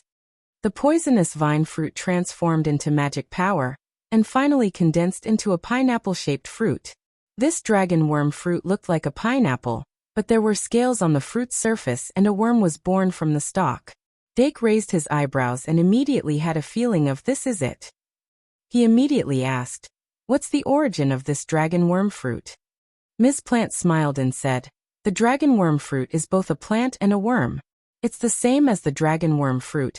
It's a companion species of a dragon. You can think of it as the product of the fusion of the dragon worm fruit and the worm's egg. Of course, in reality, it's not like that." Dake asked, "Then how can I get it?" Ms. Plant said unhurriedly, "If you want, I can contact someone from the Royal Botanic Garden to meet you." Dake said in realization, "So the Royal Botanic Garden grows it?" Ms. Plant nodded and said, "Yes, but it's a subspecies that was transplanted later. Pure dragon worm fruits can only be obtained in the Dragon Canyon, which is too difficult. Also, if you want, I can also specially cultivate apple-type dragon worm fruits." Dake said in surprise, "That works?" Ms. Plant smiled and said, "It's just an ordinary magic plant grafting technique. It can be bred quickly by relying on magic. If everything goes well, it'll take a day or two at most. Also, if I remember correctly, there are still finished products in the Royal Botanic Garden. By the way, how many do you want?"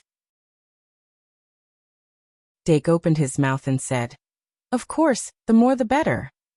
Ms. Plant nodded and said, "Then I'll contact them when I go back tonight." So the next day, Dake, who had just decided not to go out, got into a carriage and went to the Royal Botanic Garden under Ms. Plant's lead. Of course, he was still accompanied by Katrina. The Royal Botanic Garden was not far from the palace. It was said that the Royal Botanic Garden was originally built inside the palace, but later on, the director of the Royal Botanic Garden transplanted very dangerous magic plants from somewhere, which caused a lot of commotion. So the Royal Botanic Garden was moved outside the palace. The reason why it wasn't closed down, and was only forced to move, of course, it was because magic plants were more meaningful than ordinary plants. Even now, the old king often took his wife to the Royal Botanic Garden for walks. At around 9 in the morning, the Duke's carriage stopped at the entrance of the Royal Botanic Garden. Dake helped Ms. Plant off the carriage and had the dragon tamer guards lead the carriage into the stable. Then they entered the Royal Botanic Garden. The guards of the Royal Botanic Garden had clearly been notified in advance, and didn't stop them. Ms. Plant, as the former director, had just retired, so her power was still there and she was unimpeded. However, she deliberately avoided the dangerous magic plants and only walked through relatively safe paths. Even so, Dake saw a lot of strange plants. While he was amazed, he couldn't help but feel envious. What kind of plant is this? After seeing a banana tree that was more than 10 meters tall, Dake couldn't help but stop. Bananas were originally herbaceous plants. Although they looked like trees, they didn't have a real tree trunk. However, this huge banana tree in front of him clearly had a tree trunk. But after hearing this, Ms. Plant only asked in confusion, "Isn't this a banana tree?" Dake opened his mouth and couldn't say anything for a long time. Maybe the banana trees in this world are woody plants. He muttered and then asked, "Then does this banana tree have the essence of magic?" Ms. Plant smiled and said, "A normal banana tree isn't a magic plant, but if you want, I can cultivate a banana tree with magic." Dake scratched behind his ear and said hesitantly, "Can I book it first?" Ms. Plant joked, "Of course. I think the Duke won't go back on his word." Dake couldn't help but smile and feel happy. If he could cultivate a banana tree with magical powers and extract its essence, he might be able to use the remaining pride to create a tropical dragon with the characteristics of sun power, after failing to create pride. The sun power was a powerful characteristic that could absorb energy from the sun. Pokemon that could have the sun power characteristic were Charmander, Sunpeed, Haraga, Tropical Dragon, and Umbrella Electric Lizard. From the name of this trait, it was obvious that it was very similar to pride. If he used dragon grass to cultivate the pride fruit, he would be able to obtain the essence of a dragon. Pride fruit dragon plus banana tree essence equals tropical dragon. Although this cultivation equation was a little idealistic, it was generally possible. However, the dragon grass that Dake cultivated was a blue dragon that was close to water. If he used it to cultivate a water-type violent carp dragon or mini dragon, it would complement each other. However, if he used it to cultivate a grass-type tropical dragon, it would be a little mysterious. Fortunately, water and grass had a certain degree of affinity. If he added more grass-type elements, he might be able to turn it from water to grass-type. In comparison, Dake actually wanted to use the pride fruit dragon to cultivate a small fire dragon. However, because water and fire were incompatible, it was difficult to reconcile them. Unless there was a way to completely turn the water attribute into the fire attribute, if he wanted to cultivate a violent carp dragon, he would probably need the fury fruit dragon or the fury fruit carp. As for the mini dragon, he would probably need the jealousy fruit. In the current situation, jealousy was more difficult to obtain, but fury wasn't difficult to obtain. The difficult part was the determination needed to obtain fury. Dake's current idea was to use the dragon worm fruit and the greed fruit dragon to cultivate a fruit-eating worm that could evolve into a apple-wrapping dragon or a honey-rich dragon. However, just like cultivating a tropical dragon, he would also need to add additional materials that could turn the water attribute into grass type. Therefore, he was still in the preparation stage. Following Ms. Plant, they continued to walk through the Royal Botanic Garden. Dake saw more magical plants that he had never heard of before, and he had gained a lot of knowledge. After about half an hour, the two finally arrived at the experimental garden where the dragon worm fruit was planted. Although the dragon worm fruit didn't have a special effect like the dragon saliva fruit, it was just as rare. In theory, a place without dragons can't cultivate a dragon worm fruit. However, we used a special method to graft the dragon worm fruit onto the branches of other trees, and we successfully cultivated a dragon worm fruit subspecies. Ms. Plant explained as she led the way. Because of this, the dragon worm fruit itself is an unstable existence. Changing the type of tree used for grafting can even greatly change the appearance of the dragon worm fruit. Dake didn't understand at first, but once he entered the dragon worm fruit experimental garden, he couldn't help but reveal a shocked expression. In the entire experimental garden, there were more than 10 types of fruit trees. Not only did it include the apple trees that Dake wanted, but there were also pear trees, orange trees, and many other fruit trees. These fruit trees didn't look any different from normal fruit trees. However, when someone entered the experimental garden, the apples, pears, and oranges all had colorful little worms crawling out of them. It made one's scalp tingle. Dake had only imagined the appearance of a single dragonworm fruit, but he didn't expect the visual impact of so many dragonworm fruits appearing together. At this moment, he couldn't help but look away. The corners of Ms. Plant's mouth curved slightly, and she said, "These dragonworm fruits are a rare species with two biological characteristics. They have the characteristics of a plant and a small portion of the characteristics of a worm. Although they aren't as magical as the catgrass you brought, they still have research value that can't be ignored." Speaking of which, the design of the catgrass was very likely inspired by the dragonworm fruit.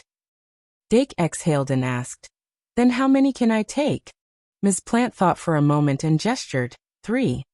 3 is good. Dake nodded. With 3 dragonworm fruits, if everything went well, he could even refine 3 fruit-gnawing worms. Although he didn't have enough greed, now, he would be able to gather enough in the future. "Do you want to pick one yourself?" Ms. Plant asked again. Dake said, "Can I?" Ms. Plant smiled and nodded. Dake suppressed his physical disgust and said, "Then I'll pick one." The fruit-gnawing worm was a Pokemon like a snail. Its body was that of a green worm, and it lived in the shell of an apple. The taste of the apple would determine its evolution direction. If its apple was sour, it would evolve into apple wrapping dragon. If its apple was sweet, it would evolve into honey dragon. Based on this consideration, Dake specially chose a half-ripe green apple and 2 ripe red apples. Considering that he couldn't be sure if the unripe green apple would have any negative effects on the experiment, he only chose one. As for the holy coins needed to purchase these 3 dragonworm fruits, it would naturally be paid by the personal maid. Dake Dimming never brought money when he went out. After the selection was completed, Dake hurriedly left the experiment garden. Then he thought for a moment and said his request. "Miss Plant, is there any special material that can convert the water element to the grass element?" "Why do you have such a question?" Miss Plant was surprised. "It's not easy to convert between elements." Dake deliberated and said, "I have a material that has a factor that I need, but it's a water element. What I want to refine is a grass element magic guide sprite." "Just the dragonworm fruit won't do?" Ms. Plant asked. Dake said, "There's a possibility, but I need more insurance to further reduce the range of refining." Ms. Plant thought for a moment and said, "It's still the same thing. My knowledge of magic guide sprite is limited. However, there's no inherent conflict between the water and grass elements. You can add more grass elements to cover up the water element." Dake said, "I think so too. But what if I want to use that water element material to refine a fire element magic guide sprite? How can the conflict between water and fire be resolved?" Ms. Plant couldn't help but frown. "If it's water and fire, perhaps you can first remove the water element from the material, and then add the fire element. I suggest you ask Cyrus about this. After all, it's related to magic guide sprite. My experience may cause some mistakes." Dake thought carefully and said, "Then I'll have to ask when I get back." Ms. Plant relaxed and said, "Then since we're here, do you want to continue the tour?" Dake asked, "May I?" Ms. Plant nodded with a smile. "Of course. I've cultivated some special magic plants in the garden. I'll take you to see them." Dake was puzzled. Special magic plants can't use magic, right? Ms. Plant was stunned for a moment before she smiled and said, "You guessed it. You know, although some magic plants can use some innate skills, they can't be considered magic. My plants, on the other hand, can use magic." Ms. Plant was very amiable, especially when she introduced her plants. She was as gentle as if she was introducing a child. Dake looked at the magic-chanting morning glory rubbing against her palm like a child and couldn't help but think of his own catnip plants. Since these morning glory flowers that couldn't make any sound could chant magic, why couldn't the catnip plants that could meow do the same? In theory, it should be easier for magic guide sprites to learn magic. But after comforting the morning glory, Miss Plant looked up and said, "Do you think that since these plants can learn to chant magic, your magic guide sprites should be able to learn it easier?" Dake nodded awkwardly. Miss Plant shook her head slightly and smiled. "That's not the logic. The magic I teach these plants is a special magic that has been adjusted according to their own characteristics. This is the patent of plants. And if your magic guide sprites want to learn magic, they still need brains. After I finish teaching the basics, I'll start a basic magic class. If you want, you can come and listen." Dake not only visited the botanical garden to his heart's content, but he also had a meal with Miss Plant. The vegetables and fruits grown in the Royal Botanical Garden tasted amazing. Just by casually frying them, they were extremely fragrant and delicious, leaving a deep impression on Dake. After resting for a while, they returned to the Duke's mansion in a carriage. They didn't encounter any obstacles along the way. After returning to the Duke's mansion, Dake put away the 3 apple-shaped dragonworm fruits, and immediately went to find Silent Sage Cyrus. Cyrus was teaching seriously, so Dake listened outside the door for a while. The magic guide sprites all looked very serious. After Ms. Plant's teaching, the trash slime that didn't have enough intelligence seemed to have become a lot smarter. Its soft body gathered into a small pile, and it used a small pen to write on a piece of paper. Although it looked a little crooked because of its lack of strength, it still looked like it was writing. The mischievous dream demon was surprisingly quiet in class. Dake glanced at the small bottle on the table and knew that it contained the mind-calming potion personally concocted by Sage Cyrus. According to Sage Cyrus, the dream demon's restlessness was engraved in its genes and determined by its life structure. It was like depression. It looked like a mental illness, but it was actually a physical illness. Therefore, if one wanted to calm the dream demon down, they would need to use some potions. All potions had side effects and too much of it would have side effects. However, as long as the magic guide sprite's magic power dissipated, it would return to the card in its purest form, so there was no need to worry about that. Looking at the dream demon taking potions and studying, Dake couldn't help but think of the students who took potions to revise for the college entrance exam. The dream demon is working so hard. It doesn't make sense for it to fall behind in the mid-month test, right? Dake shook his head and waited for the class to end. As if sensing that Dake was outside the wall, the magic guide sprites raised their hands and spoke enthusiastically. Sage Cyrus vaguely glanced in Dake's direction and continued with the class. When the class finally ended, Dake walked into the classroom. How was the trip to the Royal Botanic Garden? Sage Cyrus asked before Dake could speak. Dake recalled what he saw in the garden and said, "It was all right. As expected of a senior sorcerer specializing in grass, Ms. Plant. I learned a lot." Sage Cyrus packed his things and asked, "So are you here for something related to that?" "Yes." Dark nodded and began to list out his requests one by one. After listening carefully, Sage Cyrus said, "So it's about the attribute conversion?" "Yes, I'd like to ask," Dake said. Cyrus picked up the documents and walked out of the classroom. "Let's go to my office first." The 4 tutors' offices were right next to the classroom. Cyrus asked Dake to sit opposite the desk and said, "All right, you can tell me now. What kind of material do you want to convert?" Dake thought for a moment and said, "How should I put it? It should be a plant fruit that contains mental power and animal factors, right?" "What?" Sage Cyrus couldn't help but rub the corners of his eyes, thinking that he must be too old to hear clearly. Dake repeated, "A plant fruit that contains mental power and animal factors." Sage Cyrus was speechless. "Did your cat grass bear fruit?" Dake smiled knowingly. "That's how it is." Cyrus put down his hands and said, "If it's the fruit of cat grass, it'll use the plant as the carrier. The elemental attributes of plants are relatively easy to remove. However, the grass and water attributes are not included. If you want to convert a water attribute plant to a grass attribute, it's completely unnecessary. Because the fruit of cat grass has the grass attribute, it's just that it's not obvious on the surface. However, the refinement of magic is actually a process of removing the impurities and preserving the essences. If it's me, I can directly separate the water and grass attributes during the refinement process, then eliminate the unnecessary attributes and highlight the needed attributes. But for you, you can't do it for now. At this time, you just need to add some grass attribute powder." "Grass attribute powder?" Dake frowned slightly, suddenly feeling that he might have made a mistake somewhere. All this time, when he relied on the fruit of great sin to refine a magic fairy, he had added the corresponding attribute powder.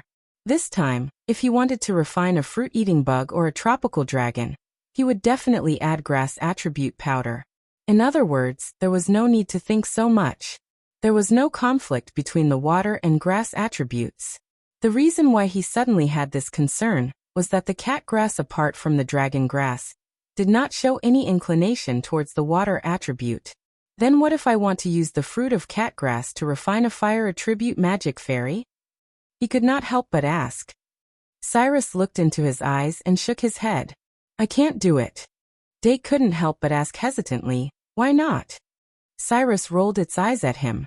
"You can roast your cat grass in a brazier and see if it will still meow." Dake said, "Yes, it will still meow." Cyrus heaved a sigh. "So, why do you have to use the fruit of cat grass to refine a fire attribute magic fairy? It's fine if it's only one attribute, but both the grass and water attributes strongly conflict with the fire attribute." Dake thought for a moment and said, "I don't need the plant elements of the cat grass but the animal elements." Cyrus said, "If that's the case, why don't you find a real animal?" Dake said, "Because animals don't bear fruit." Cyrus, It seemed that it didn't make sense. Dake secretly heaved a sigh. Sure enough, even the sages had their limits. In that case, if he wanted to refine a small fire dragon, he would have to find another dragon grass that did not have any attributes. The attributes of the tiny grass could be easily removed during the magic refinement process. However, the dragon grass in front of him was an unexpected product when he was developing the loach grass. If he wanted to wait until the kitty flower shop developed another dragon grass, he didn't know how long it would take. Should I change my approach and use lizard grass? After all, a small fire dragon doesn't have a dragon attribute. After that, Dake sat in Cyrus's office for a while longer and asked some questions about magic, which were all answered patiently. Then he expressed his gratitude to Cyrus and quickly left. Since the refinement of the fruit-eating bug didn't have any conflict of attributes, there was no need to wait until tomorrow. After Dake returned to his room, he made himself a cup of apple juice and began to prepare for the experiment while it was still early. When was the last time I refined a magic fairy? Dake pondered as he prepared. However, when he started, he realized that he wasn't unfamiliar with the process at all. It was as if all the steps had been engraved into his bones, and there was no room for mistakes. He had been preparing for this experiment on the fruit-gnawing bug for a long time. The refinement method is dragon grass attribute. The core materials are fruit of greed and apple-shaped dragon worm fruit. What needs to be prepared are fairy honey, brain leaf essence, active egg liquid, grass attribute powder, large amount. Let's start with the fruit of greed. Dake quickly fished out the dragon grass from the dark water tank. Timid and afraid of light, it couldn't help but squint its eyes and cry out softly. Dake carefully wiped the water off its body and carried it to the bug tree. He put its mouth on the tip of the bug branch that was filled with greed. Slurp, the dragon grass quickly forgot its fear and was intoxicated by the sucking. After it had absorbed 7 points of greed, a dark blue and purple flower of greed gradually bloomed and slowly gave birth to a fruit of greed. Dake plucked the fruit of greed from its head and cut off the stem of greed to preserve it. He then put it back into the water tank. It immediately let out a cheerful cry and then curled itself into a ball. Dake carefully covered it with a black cloth to block the light and turned around to put the fruit of greed on the table. He then picked the greenest one out of the 3 dragon worm fruits. First, he had to kill the dragon worm fruit. The body of the dragon worm fruit wasn't a real worm. It only had some of the characteristics of a worm and was more similar to a plant. It didn't have its own thoughts. However, before refining it, he still had to kill the worm so that it wouldn't have any negative reactions. Because he was following Ms. Plant's instructions, it took him a long time to complete the kill process. He then used a special method to activate the magic in the dragon worm fruit. After the dragon worm fruit was processed, Dake didn't forget to borrow kettle pot from the classroom to ferment the fruit of greed into juice. As for the dragon worm fruit, it was preserved in its original form so that its characteristics wouldn't be destroyed. Dake called the maid to send kettle pot back to the classroom and began the refinement experiment. He first took a deep breath to focus his mind and began to fully immerse himself in the experiment. Even though he had 3 dragon worm fruits, the 7 points of greed that he had already used would not be regenerated. Therefore, he could only succeed in this refinement. There was no room for failure. Soon, he spread the fairy honey evenly on the blank magic card and poured a drop of brain lobe essence on it. After it was slightly dried, he applied a layer of transparent yellow, active egg liquid, and sprinkled the grass attribute powder on it. In order to ensure the grass attribute's preference, he used 3 times the usual amount. Half an hour later, Dake completed all the steps in the early and middle stages of the refinement process and quickly and accurately engraved the first refinement circle. During the process, he thought of using the water dragon lizard's blood to replace the mercury core of the magic pen. However, considering that the water dragon lizard was a water attribute dragon, he decisively gave up on that idea. In the end, the refinement circle number 1 was considered perfect. He injected his mana and activated the refinement circle number 1. Then he poured in the juice of the fruit of greed dragon and his saliva as catalyst and mixed them together. When a nebula-like whirlpool appeared in the light circle of the refinement circle, he carefully placed the processed dragonworm fruit into it. Finally, he sprinkled in some grass attribute powder and other supplementary materials. The light of the refinement circle number 1 gradually became brighter and brighter. All the materials were fused and refined. Glowing threads drilled out from the surface of the card and weaved the card into a white cocoon. After that, he waited for 4 minutes. When the reaction inside the cocoon completely stopped, Dake used a mercury knife to cut it open. The light that drilled out from the gap made him realize that the experiment this time was also successful. When the light cocoon suddenly spread to both sides like silk, a pool of unexpectedly clear viscous liquid flowed out with a splash. Dake quickly took a towel and wrapped it in a circle to prevent the liquid from flowing under the table. While he was doing that, his gaze drifted to the magic card that had clearly been completed. There was no dirt on the surface of the card, and the edge of the card emitted a faint golden halo. It was undoubtedly the symbol of a gold card. Dake was quite used to this. His focus was on the magic card itself. What kind of magic fairy was refined? Was it a fruit eater? The pattern of the magic fairy on the surface of the card gradually became clear. It was obviously a completely different outline from the apple-shaped fruit eater. Was it a grass treasure dream that also had the glutton characteristic, trumpet sprout, or cauliflower monkey? Obviously not. The magic fairy that appeared on the surface of the card was neither grass attribute nor water attribute. It was not even a dragon. This made Dake couldn't help but reveal an unusually shocked expression. Although this kind of basic refinement method had the same randomness in theory, after all, it was divided into races and attributes. Moreover, the materials used were all related types. Under normal circumstances, there shouldn't be a situation of creating something out of nothing. But this time, the magic fairy refined just happened to have such a situation. He picked up the magic card with a subtle feeling in his heart and looked at it carefully. Then he couldn't help but laugh out loud. The magic fairy in front of him indeed had the feeling of accepting all rivers into the sea. 5 and 110500 plus 113/233 Damn, I wrote for 16 hours.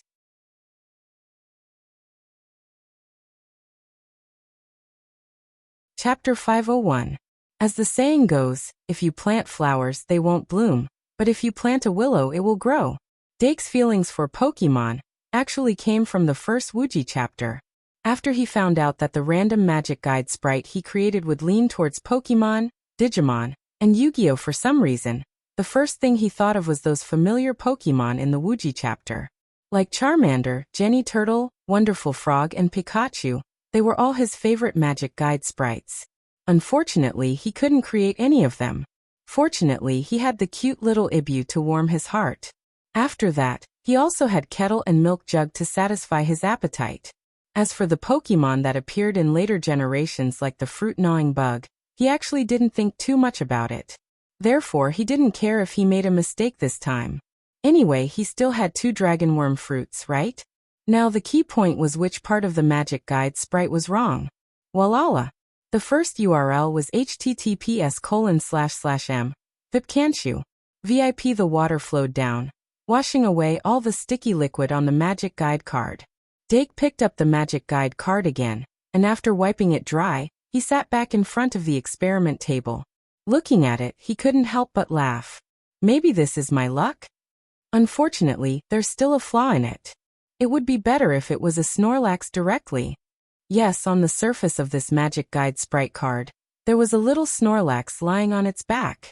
Little Snorlax was Snorlax's infant form, with dark blue skin and a small white belly. It was a Pokemon that people couldn't help but want to hug and eat.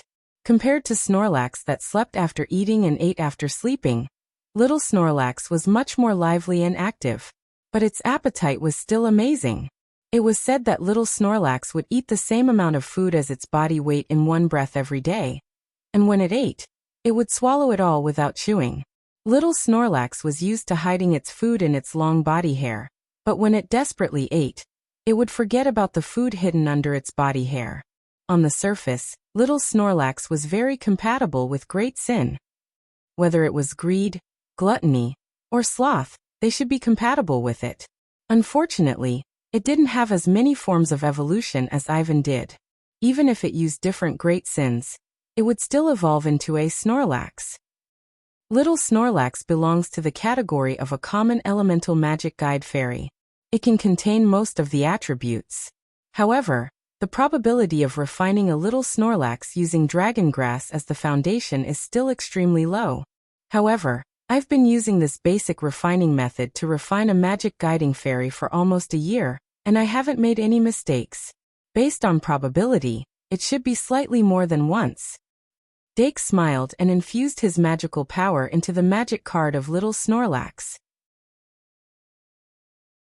After that, some related information was transmitted to his brain through the feedback of the magic power. Card name Little Snorlax. Type, Elf card. Level, *****. Race, Bird attribute, Normal magic power, 2000 attack, 1000 defense, 1000 killing skills. Pick up, charge up, pray for rain seed bomb. It's a bird species. Dake breathed a sigh of relief. Whether or not Little Snorlax was a bird species was related to whether it could be used in the zoo. Dake couldn't tell whether it was a bear, a sloth or a fat cat. Therefore he couldn't determine its race at the moment. However, since he was sure that it was a bird species, there was no point to investigate further. Its level is 3 stars, and its attribute is normal. It's just within the first tier, so I can summon it directly. If I use Greed 3, it should be able to evolve into a second-tier Snorlax. I wonder if the evolved Snorlax will be 5-star or 6-star. Dream Demon evolved from Bliss 3 into Dream Demon, which belongs to 5-star. The probability of Snorlax being 5-star is higher. Anyway, I'm not in a hurry. Let's talk about it after I've thoroughly studied the data of Little Snorlax. Dake continued to read on excitedly. Little Snorlax's 3 body parts were not particularly strong. Its magic power was 500 points higher than the 3-star top level, which indeed increased its HP. However, as a meat core, its defense was only 1000 points. It looks so fat, but its defense is not high? Dake thought. Little Snorlax's attack and defense were only 1000 points, which meant that it was difficult for it to be a strong attacker, and it was also not a competent meat shield. It seemed that he could only rely on his ultimate skill. However, since it was a gold card, there should be at least one rare ultimate skill among the 4 ultimate skills. Dake turned his attention to the ultimate skill of Little Snorlax, and then he continued to infuse his magic power to analyze it. Among the 4 ultimate skills of Little Snorlax, the first one was Pick Up, and it was not Gluttonous Ghost as Dake had guessed. However, whether it was Pick Up or Gluttonous Ghost, they were both ultimate skills that could show the nature of greed. Comparing the two, the characteristic of Gluttonous Ghost, which could only let Little Snorlax eat fruits automatically when its HP was reduced by half, was obviously not as good as Pick Up in reality.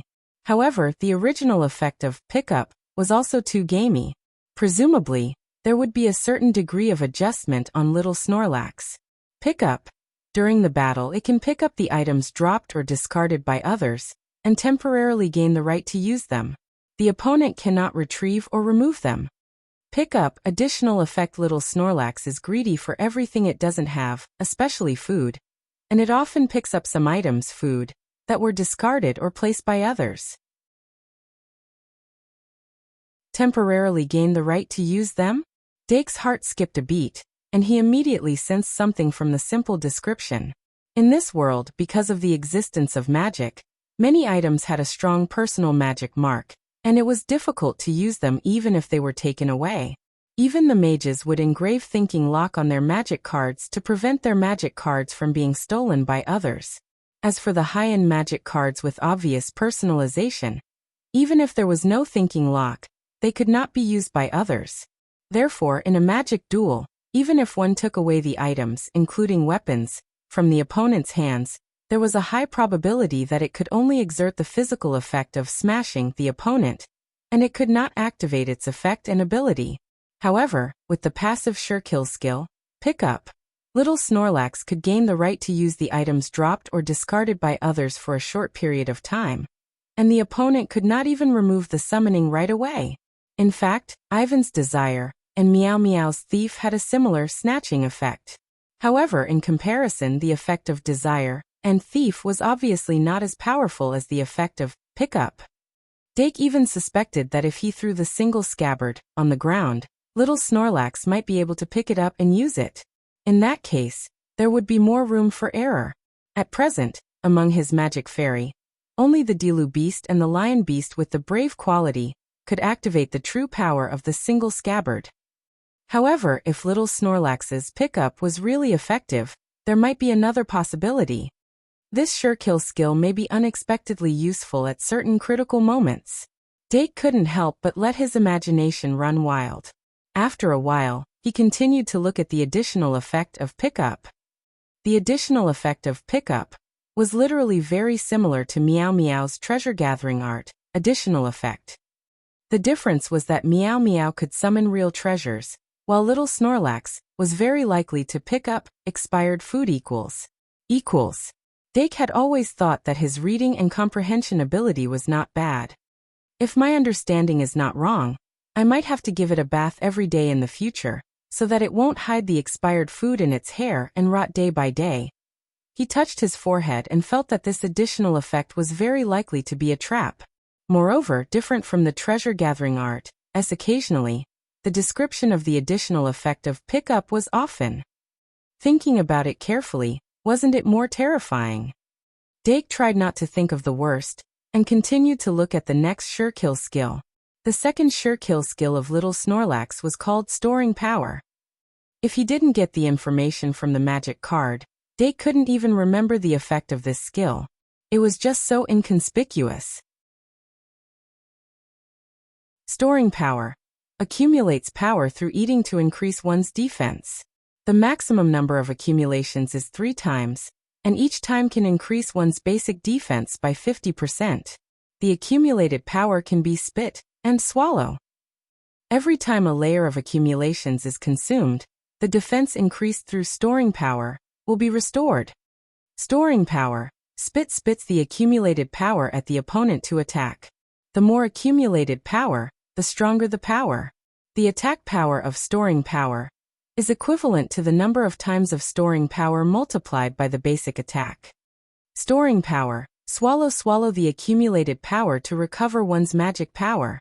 The more accumulated power, the greater the recovery. The magic power recovered depends on the number of layers of accumulations consumed. 1 layer of accumulations can recover 1/4 of the total magic power. 2 layers of accumulations can recover 1/2 of the total magic power. And 3 layers of accumulations can recover all the magic power. Why do I feel that there are 3 sure-kill skills instead of a single sure-kill skill? Dake had a strange look and looked at it carefully again. He had a deeper understanding of the sure-kill skill, storing power. This sure-kill skill, even if listed separately, could be called a divine skill. It only needed to accumulate power through eating, and it could increase the defense of little Snorlax from 1,000 points to 2,500 points. This would make little Snorlax have an unprecedented increase in its calmness. 2,000 points of magic power, and 2,500 points of defense. It was hard to imagine that this was a first-tier magic guide elf. Even Kettle didn't have such a level of data on the panel. Moreover, with spit and swallow, little Snorlax could even gain the ability to attack or recover its health at the cost of sacrificing its defense. The difficulty was perhaps feeding it? Feeding a magic guide elf? It sounded ridiculous at first. But if it was a magic guide elf of Dake Dimung, it would be normal. However, if he wanted to feed little Snorlax, he would need 105 kilograms of food, which was exactly 210 pounds of food. Assuming that 1 layer of storing power could be obtained by feeding it once, he would need to feed it 3 times in a row to obtain 3 layers of storing power. Since it could be full, it could also be hungry. Maybe when little Snorlax was hungry, the number of layers of storing power would be reduced. In this case, it wouldn't be an exaggeration to call it a gold-swallowing beast.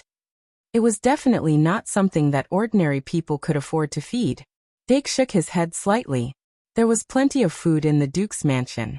Even if he returned to the academy, With the high remuneration he received from writing the textbook, he wouldn't let it go hungry. Fortunately, your master is rich enough. Dark rubbed Snorlax's belly with his fingertips. Then he saw it smacking its lips in the magic card. It raised its paw and scratched its belly. Then it turned over and continued to sleep. Dake couldn't help but reveal a warm smile. Then he continued to look at the next Surekill skill. The remaining 2 Surekill skills of little Snorlax were Praying for Rain and Seed Bomb. From the names, it could be seen that they were Surekill skills of Water Element and Grass Element respectively. Is it because Water Element and Grass Element materials were used during the refining process? Dake thought for a while and continued to look. Praying for Rain was a very famous field skill. He had a deep impression, but his impression of Seed Bomb was very shallow. Praying for Rain. Pray to the water spirit and summon rain. It will rain continuously for 5 rounds, thus increasing the power of the Surekill skill of the Water Element, and suppressing the power of the Surekill skill of the Fire Element. The power of the Surekill skill of the Water Element is increased by 50%, and the power of the Surekill skill of the Fire Element is decreased by 50%. A weather-related field skill. It is ridiculously effective against the Fire Element. When the symbol of Mercury, Envy, comes online, maybe I can add this little Snorlax to the Envy deck to replace the field card. After Dake gave Praying for Rain a great affirmation, he looked at Seed Bomb. Seed Bomb. Create a big seed with a hard shell. Shoot the seed out like a bomb to attack the opponent. Seed Bomb. S power in Pokemon was 80. It was not as good as Fairy Ibia's Moon Force, but it was above the passing line. It was not weak. But that was it. Compared with the other 3 Surekill skills of little Snorlax, it was more like a little something better than nothing. I can't always expect the 4 Surekill skills to be all-powerful. Dake smiled, picked up the magic card of little Snorlax, and then walked to a relatively empty place. Next he would summon little Snorlax and try out Greed 3. In the name of Dake Dimung, I summon the magic card. It's decided to be you, little Snorlax. Along with the unhurried chanting, the summoning light shot out from the card and shone on the carpet. A chubby blue cutie came out of the card and then materialized in the summoning light. Wheeze, little Snorlax, who came to this world for the first time, was still sleeping soundly. Dake squatted down next to it and then stretched out his finger to poke at its small white belly. His fingers sank deeply into the soft flesh surrounding her. The soft meat that was full of elasticity squeezed from both sides, making people unable to stop. Dake almost forgot his purpose. After he woke up, he retracted his hand as if he got an electric shock, and said reluctantly, "It's time to get up, little Snorlax." Little Snorlax, wheezed Dake. Little Snorlax with greed is already so good at sleeping. If it's sloth, wouldn't it be finished? He thought for a while, and then changed his words. "It's time to eat." Kako. Little Snorlax opened its round eyes in a daze, and looked at its master, who gave it a familiar feeling. Kako. Kako. Dake originally wanted to catch it with some food, but he didn't expect that it would be hooked with only 1 sentence. Since it was hooked, of course he wouldn't take any more food. Little Snorlax, you can only blame yourself for not living up to expectations. Dake suddenly hugged its head and rubbed it for a while, and then he was caught off guard by little Snorlax's tongue lick attack. Fortunately, it was just an ordinary lick, and not the real tongue lick, or else his whole body would be paralyzed. Dake wiped off the saliva on his face, and then he carefully observed little Snorlax. Little Snorlax was about 0.6 meters tall, but it weighed about 210 pounds. Its shape and shape were the same as Snorlax, and in fact it looked a bit like the chinchilla described by Hayao Miyazaki. While he was observing, Dake suddenly looked into little Snorlax's eyes. Then he saw the desire and greed for delicious food in its eyes. Ka-ka, little Snorlax unexpectedly sat up, and then with a paw-gee, it hugged Dake and rubbed against his face for a while. In order to show the majesty of its master, Dake rubbed back against it without hesitation. Suddenly, the room was filled with decadent sounds. There was a natural connection between a magus and a magic-conducting elf. They didn't need to go through the process of familiarization. and both of them were already like old acquaintances who had been together for more than 10 years. After Dake and little Snorlax were lovey-dovey for a while, he promised it. Be a good boy and cooperate with the experiment, and I'll take you to have a big meal after the experiment is over. Little Snorlax licked the corner of its mouth, and quickly nodded. Really? Dake took out a tissue and wiped off the saliva from the corner of its mouth. Then he took out the Greed 3 card, faced it with the card, and began to summon. In the name of Dake Dimung, magic conducting summoning. Along with the completion of the usual summoning spell, an extremely deep dark blue light bloomed from the surface of the Greed 3 card. Little Snorlax curiously looked at the light that was shining on itself, and stretched out its paw to touch it, but of course, it touched nothing. When it felt a sense of loss, the Greed emblem lit up on its forehead. The surrounding dark blue light was fiercely absorbed by the emblem, and little Snorlax's body gradually glowed. Under the shroud of the light of evolution, its body expanded at an extremely fast speed. In the blink of an eye, it turned from a 0.6-meter-tall little cutie to a 2.1-meter-tall big cutie. 5000 plus. Half of the mission is completed. The other half is completed before 6 o'clock, and I'm looking for monthly votes for the new month.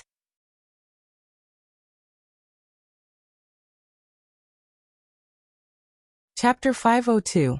Little Snorlax's evolution was within his expectation.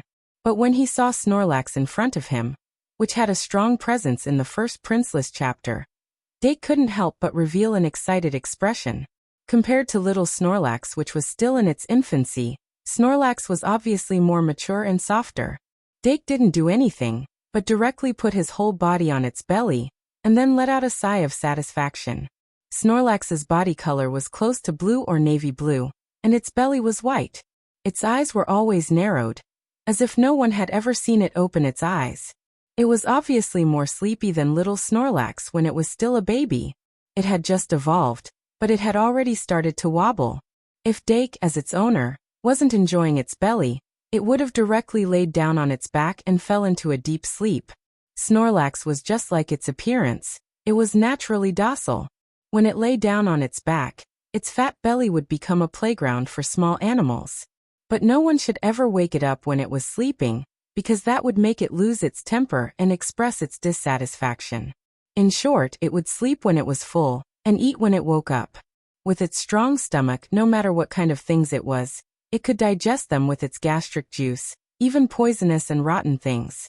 Remember the website, VIP, can't you? VIP. Since its weight had increased from 105 kilograms to 460 kilograms, Snorlax's appetite had also increased to 460 kilograms, which was exactly 920 kilograms. If it didn't eat 460 kilograms of food a day, Snorlax would feel sad. Compared to greed, Dake had always thought that gluttony and sloth were more compatible with it. But at present, greed's compatibility was already high enough. After a long while, Dake thought that Snorlax's evolution would only last for about 15 minutes, and then he reluctantly got out of Snorlax's belly trap. The outline of his face seemed to have become soft, and the look in his eyes was also soft, as if he had been infected by the Snorlax factor. After Snorlax found that its owner had left, it finally couldn't help but sit down, and then lay down with its belly facing the sky, and started to snore. It actually fell asleep just like that. Didn't we agree to eat before going to sleep? Dake took the opportunity to check its meatball again. Then he picked up the magic card and injected magic power into it to check its data. Card name, Snorlax. Type, Sprite card. Level, Race, Bird type. Attribute, Normal. Magic power, 4000 attack, 2000 defense, 2500. Ultimate skill, Pick Up Sleep, Heavy Stomp Earthquake. It's actually 1 star higher than Dream. A 6-star sprite. Its level. It can make it Snorlax XX. Dake was slightly happy. Since at first it was of a S. Had a S strength and level. SSS factor. When it's S is when it's S's. SS. Although 2,500 points of basic defense wasn't the best among 6-star magic guide fairies, it was still pretty good. Moreover, its magic power had reached a terrifying 4,000 points. That was the peak value that only an 8-star magic guide fairy should have. Unfortunately, after the little Snorlax evolved into a Snorlax, it lost the most important skill: power storing. As a result, its defense could no longer be increased by 1.5 times and could only be maintained at 2,500 points. Among the 4 Surekill skills, the first one was the symbol of greed. Pick up. Dake heaved a sigh of relief when he kept pick up as his ultimate skill. Although power storing was very violent, Snorlax's core killer skill was still pick up, so it was indispensable. The second Surekill skill, sleep, slightly made up for the lack of bide. Sleep. Enter a state of sleep that lasts for 1 round after activation. Restores 1/3 of your mana every 10 seconds, and heals all abnormal statuses. The sleep state has been shortened from the original 2 rounds to 1 round, and the mana is regenerated in stages, but it can still cure all abnormal statuses. Basically, Snorlax with sleep is equivalent to having twice the amount of mana in a short period of time. In a Magic Guide duel, I can also let Snorlax hug the Magic Guide ball and use sleep, adopting the strategy of retreating. Let me try and see how long the cooldown of sleep is. It can't be too short, or else it will be too exaggerated. Dake thought for a moment, then he directly issued an order to Snorlax. Snorlax, use sleep. Snorlax, use Dake. Snorlax. Snorlax, you, Dake. Then the question was, how would Snorlax know whether to use sleep when it was sleeping? Would it let someone hit it with a clip to reduce its HP? Dake patted its head and whispered in its ear like a devil. Sweet and sour fish fillet, crystal pork shoulder, sweet and sour pork ribs, braised pork, fish-flavored shredded pork, plum blossom meat slices. Crack! Snorlax seemed to be stimulated. It suddenly bounced, and its belly rose and fell like waves. But it didn't wake up. Therefore, Dake knew that it had indeed used sleep as a Surekill skill. After that, Dake continued to look at the third Surekill skill, Heavy Stomp. Dake had a very vague impression of this kind of skill that didn't have any signature. He injected mana into the Magic Guide card and looked at it carefully. Heavy Stomp. Stomp on the ground with force to form a circular shockwave to attack all the opponents around it, causing them to be dizzy. Heavy Stomp. Additional effect when used together with Earthquake. There is a probability of triggering Ground Crack. An ordinary Surekill skill that can cause dizziness in a large area? Dake's eyes lit up after he finished reading. In his current lineup, there were actually quite a number of Magic Guide elves that had single-target Surekill skills, although many of them had restrictions. But this seemed to be the first Surekill skill of group control. Moreover, group control skills were never too few, and this Heavy Stomp seemed to have an additional Surekill skill effect. When used together with Earthquake, there is a probability of triggering Ground Crack. What is Ground Crack? With a trace of doubt, Dake continued to look at the last Surekill skill, Earthquake. Earthquake causes the ground to tremble, creating a terrifying shockwave to attack all the opponents around it. Earthquake. Additional effect when used together with Heavy Stomp. There is a probability of triggering Ground Crack. Snorlax was only an ordinary Magic Guide elf, and Heavy Stomp and Earthquake were Surekill skills of the ground element. Therefore, they couldn't enjoy the enhancement of their own attributes, causing the power of these 2 Surekill skills to be lacking to a certain extent. However, the power of Earthquake seemed to have been adjusted, and it could even be described as terrifying. But thinking about it carefully, a Surekill skill that could create an earthquake would definitely be powerful. And the additional effect of Earthquake. So what exactly is Ground Crack? Dake couldn't help but continue to pour magic power into the Magic Guide card. After a while, when he noticed that the cooldown of sleep was about to end, he finally found out the information about Ground Crack from the depths of the Magic Guide card. Then he felt terrible all over. Ground Crack causes the opponent to fall into the cracks of the ground and attack. If the attack hits, the opponent will be on the verge of death. Ground Crack will cause fixed damage equivalent to the opponent's current HP. As long as the opponent's skill immunity is not 100%, the attack can cause near death. If the user's level is lower than the opponent's, the skill will fail. A sure kill skill that looks very powerful, but is actually very powerful. But the coverage of the skill is a little low, and the hit rate doesn't seem to be very high. Dake imagined the scene when Ground Crack appeared.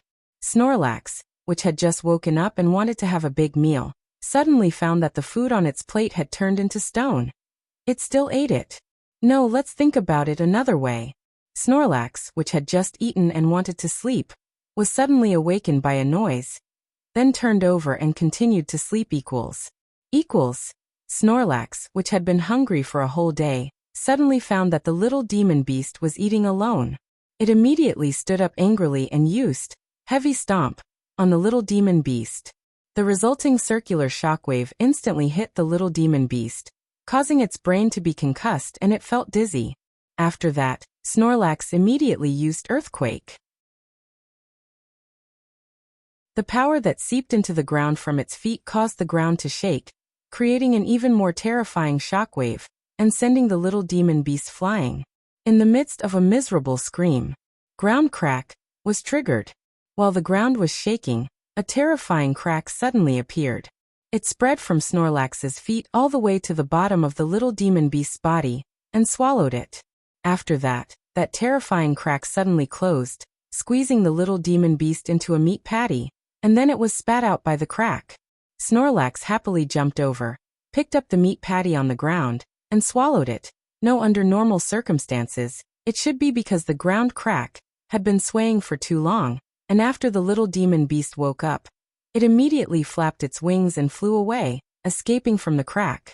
Miss, let's not talk about the hit rate first. The triggering probability of Ground Crack is also not very high. It is very likely to be similar to the defense ignoring probability of Holy Sword. Moreover, it can't be effective against a higher level Magic Guide Elf. But for a lower level Magic Guide Elf, even if Snorlax doesn't trigger the Ground Crack, it can still deal with it calmly. Therefore, it doesn't have much practical significance. Generally speaking, it is probably just a sure kill skill with more fashionable value than practical value. Snorlax's movement speed is not fast to begin with, and with this sure kill skill with extremely low triggering probability and hit rate, it is really meaningless. After confirming, Dake recorded down the cooldown time of Snorlax's sleep.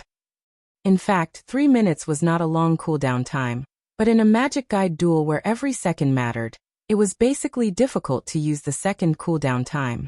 But if Snorlax could control sleep at will, perhaps it could use the method of sleeping for half a minute every 3 minutes to obtain the endurance to go out and play. That would be really stupid. Once he thought of that scene, Dake couldn't help but laugh. He turned his head and looked at Snorlax's snow-white belly. Suddenly he chuckled and pounced on that belly. Phew. Generally speaking, although the Magic Guide refining this time was a little off, it was a good, wonderful, and excellent one. In fact, Dake still had 2 dragonworm fruits in his hands. One was a green apple and the other was a red apple, which could still be used to refine a fruit-gnawing worm. However, he only had 4 points of greed left in his reserve, and it was already the 10th day of July. There was only 1 chance left, and he wouldn't have the chance to get 7 points this month. Therefore, Dake prepared to save those 2 dragonworm fruits and use them again in August. If all went well, he should be able to refine at least 1 fruit-gnawing worm from these 2 apple-shaped dragonworm fruits. Then, there was only 1 Magic Guide Elf left in the plan to upgrade Paradise. For the last Magic Guide Elf, Dake actually wanted to use the blood crystal of the water dragon lizard and the fruit of greed dragon to refine a water element dragon. However, until now he still hadn't figured out which water element dragon was compatible with greed.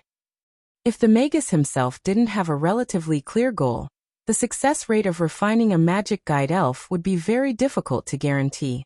Dark had always had a particularly high success rate when it came to refining Magic Guide Fairies. It was because he had a clear goal almost every time he refined a Magic Guide Elf. Moreover, in his heart, he had a relatively deep understanding of the Magic Guide Elf that he wanted. About 15 minutes later, Snorlax degenerated back to Little Snorlax. Seeing that Little Snorlax had woken up from its degeneration and was lying down again, Dake said lightly, Don't blame me for not reminding you, it's almost time to eat. Ka. Little Snorlax suddenly quivered, and its two triangular ears stood up. Then it immediately stood up and followed behind Dake, while biting its finger. Dake smiled. Then he quickly cleaned up the remains of the experiment, and recorded the results of the experiment. When everything was done, it was indeed close to the time to eat. However, the magic guide elves that were supposed to be out of school long ago still hadn't returned to their rooms. Did they keep me in class again? Looks like I need to give the tutors a raise. Dake laughed and walked toward the classroom with little Snorlax. Although it was just born, learning didn't wait for anyone. Dake took it to meet the tutors while they were still working. Little Snorlax didn't know what kind of hell it was going to face, but it still followed behind Dake with a cute face, showing a greedy look while looking at the decorations in the corridor. Dake soon arrived at the tutor's office. There were 3 tutors in the office. They were Silent Sage Cyrus, Silver Wolf Knight Camilla, and Princess Tutor Cook. Dake looked at Ms. Cook with a surprised look and asked curiously, "Is Mr. Plant in charge of the last class today?" Ms. Cook nodded and said, "Mr. Plant missed class this morning, so he's going to make up for it in this last class." Dark nodded and stepped aside so that the appearance of Snorlax could be seen in the eyes of the tutors. "Is this the magic guide fairy you want to refine?" Cyrus' heart stirred, and he asked directly. Dake smiled embarrassedly and said, "I made a mistake." Then he turned around and pushed little Snorlax to the front and said, "Come, everyone here will be your tutors from now on." Snorlax? Little Snorlax raised its head with a puzzled look. Dake had already started to introduce it. The tutors soon realized that this magic guide elf named Little Snorlax was a little lazy worm that didn't know anything. It has 0 foundation now, so it can't go to class with other magic guide elves.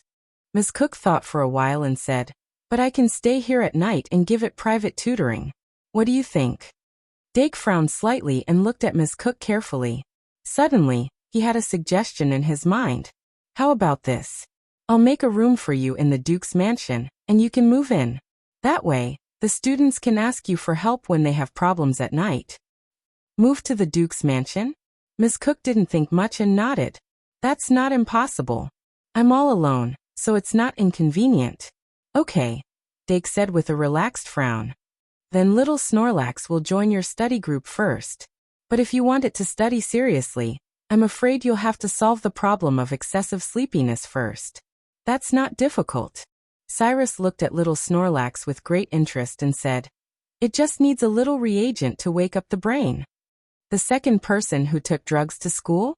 Dake lowered his head and touched little Snorlax's head, feeling touched by its determination to learn. Little Snorlax. Snorlax.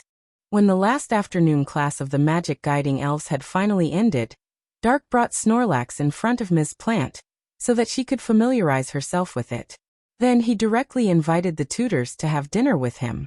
Probably because it was really late and the master of the Duke's mansion wasn't here, the tutors didn't refuse this time. Dake introduced little Snorlax to the elves, and asked Dilu to take care of it temporarily. Then he sat at the table with the tutors and talked about the learning progress, and the group test in the middle of the month while eating. Deanna and Aurora couldn't get a word in at this time. In the end, Deanna rolled her eyes and dragged Aurora to the table where the elves were eating, fighting for food with the little cuties. Deanna took a fancy to little Snorlax at first glance. Then she shamelessly squeezed to its side and kept feeding it. Little Snorlax's affection for her suddenly shot up like a rocket. Deanna's eyes curved like a crescent moon, getting closer and closer to it. Little Snorlax, who didn't know that its beauty was being targeted, was already dazzled by the delicious food on the table. While the atmosphere in the Duke's mansion was good because of the new family members, incidents were happening all over the King's city. Yvette and Claire didn't return to the mansion until late at night. Their eyes were filled with exhaustion. After extracting the last pride for this month, Dake started to write Mathematics 2. Time flew by quickly. 5000 plus 114/233. Next update night. Same time, monthly votes please.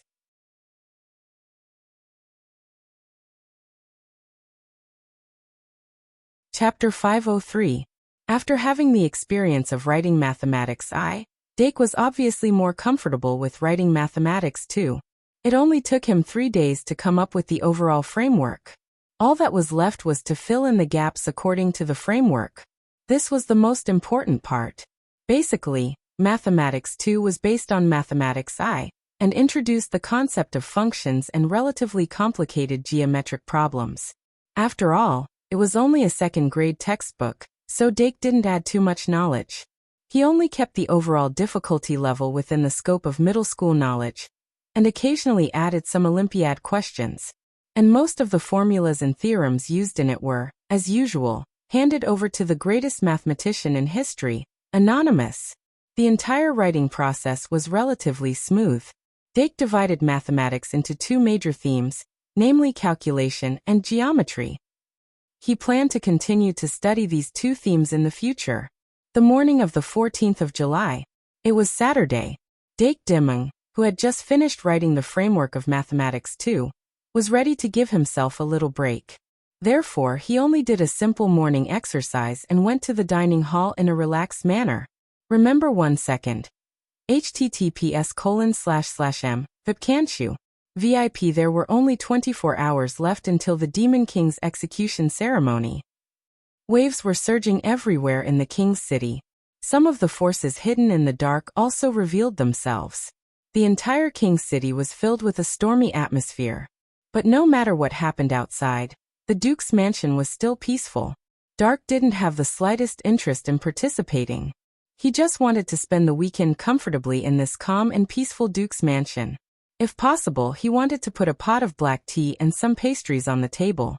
He wanted to use some special means to watch a good show from afar. This world was full of mysteries. The explosive development of magical technology brought about changes to the world, but it also brought about unpredictable crises. According to the common sayings of the prophets, the disaster did not disappear, and the world would eventually return to chaos. But no matter what era the prophets were in, that was what they said. From Dake's point of view, as long as he restrained himself, it would be his greatest contribution to the world. He was very clear on this point, and had been doing this all this time. In his free time, it was naturally his right to occasionally eat some melons. The forces of the Duke's mansion had already begun to move quietly. Even the 12 maid squads, which were the private forces, had begun to take action. The Lion Palace Maid Group, led by Trina, and the Scorpio Palace Maid Group, led by Chris, were the 2 most active groups. However, the Lion Palace Maid Squad was active in the open while the Scorpio Palace Maid Squad was active in the dark. Dake sat down in the dining hall, and the head maid of the Aries Palace maids, Olga, quietly came over. Ollie was always there for him whenever he needed her. "How is it?" Dake asked. Olga put down the tray she was holding with one hand, picked up the milk tea she had just made, and moved it to the table. Only then did she smile. "I borrowed 2 people from Chris." Dake asked curiously, "Which 2 people?" Olga stretched out her index finger and twirled it in a circle. She smiled and said, "Young master should also have an impression of these 2 people. They are twins." Dake frowned and thought for a while. Suddenly he said, "Eve and Aaron?" Olga nodded. "That's them. So they are still here?" Dake couldn't help but recall.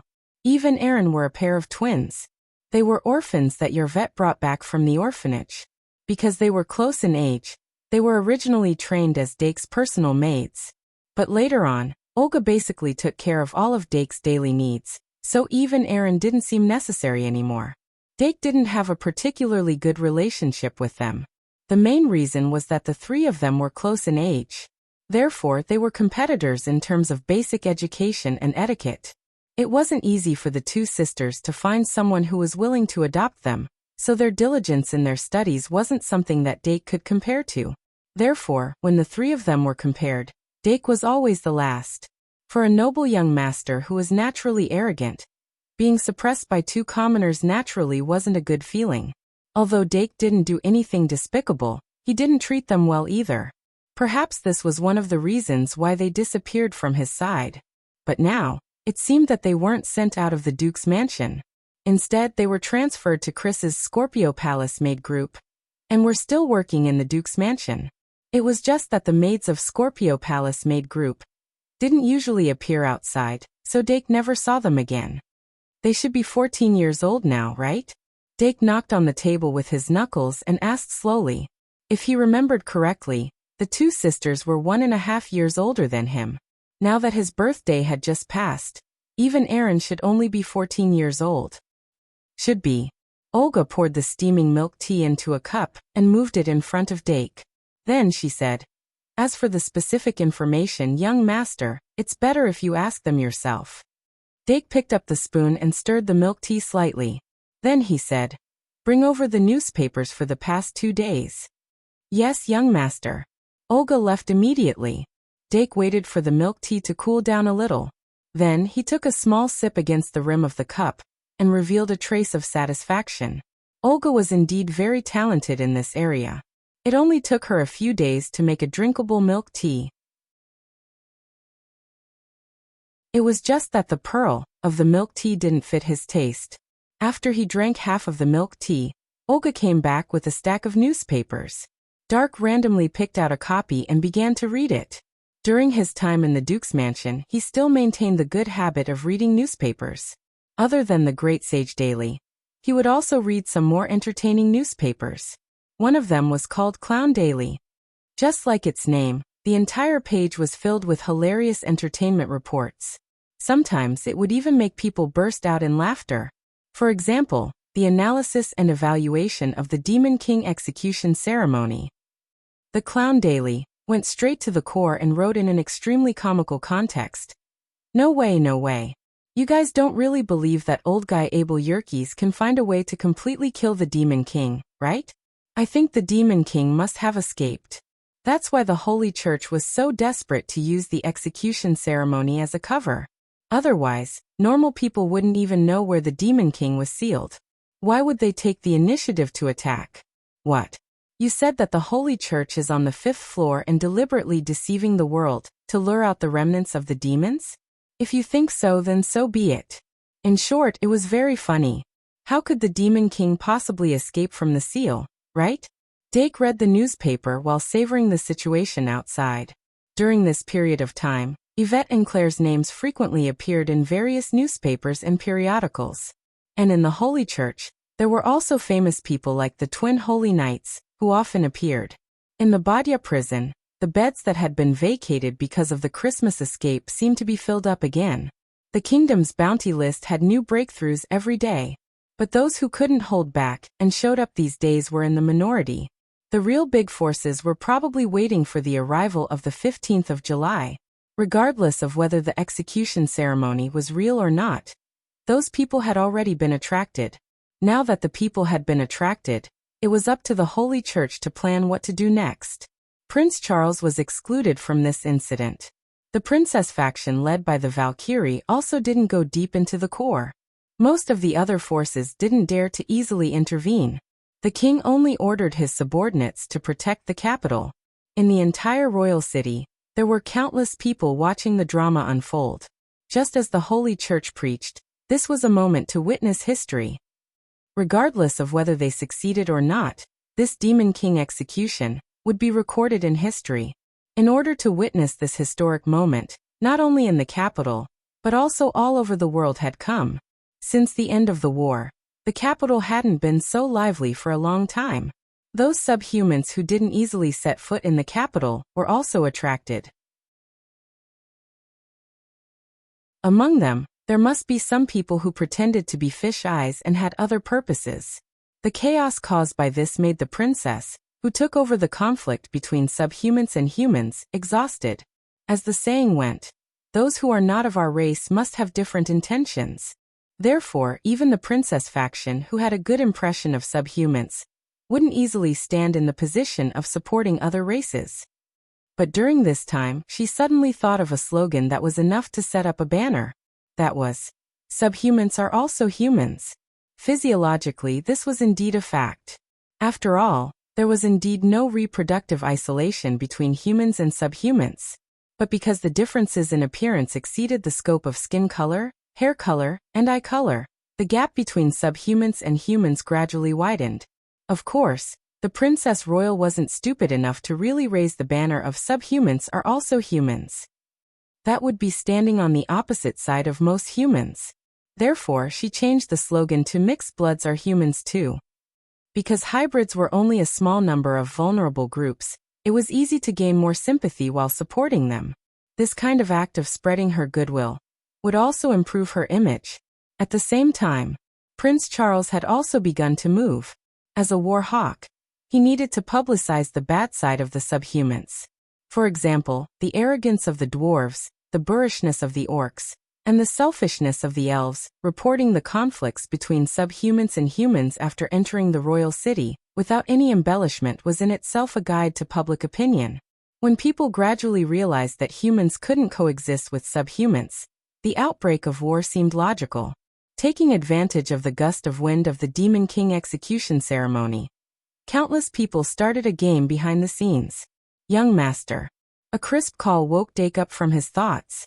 He turned to look at the door. The twins, Eve and Aaron, had appeared silently. It was as though to make it easier for the sisters to be distinguished, or to make it harder for them to be distinguished when they exchanged identities. Eve and Aaron were dressed in black and white maid outfits respectively. Their outfits were obviously modified. The hemline of the skirt was very short, and between the stockings, a section of their snow-white thighs was exposed. Dake sized them up and discovered that Eve and Aaron were already 1.6 meters tall. As young girls who had just turned 14, they still had room for growth. However, their flat chests seemed to have given them a death sentence. Eve and Aaron looked alike. Their black hair was neatly trimmed, and they had a single ponytail. There weren't any distinguishing marks on their faces, such as freckles. But Dake vaguely remembered that they should have a mole in a different location. Eve's was on the left, while Aaron's was on the right.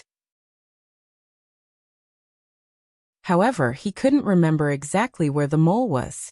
But since they were his maids, there wasn't a need to be concerned.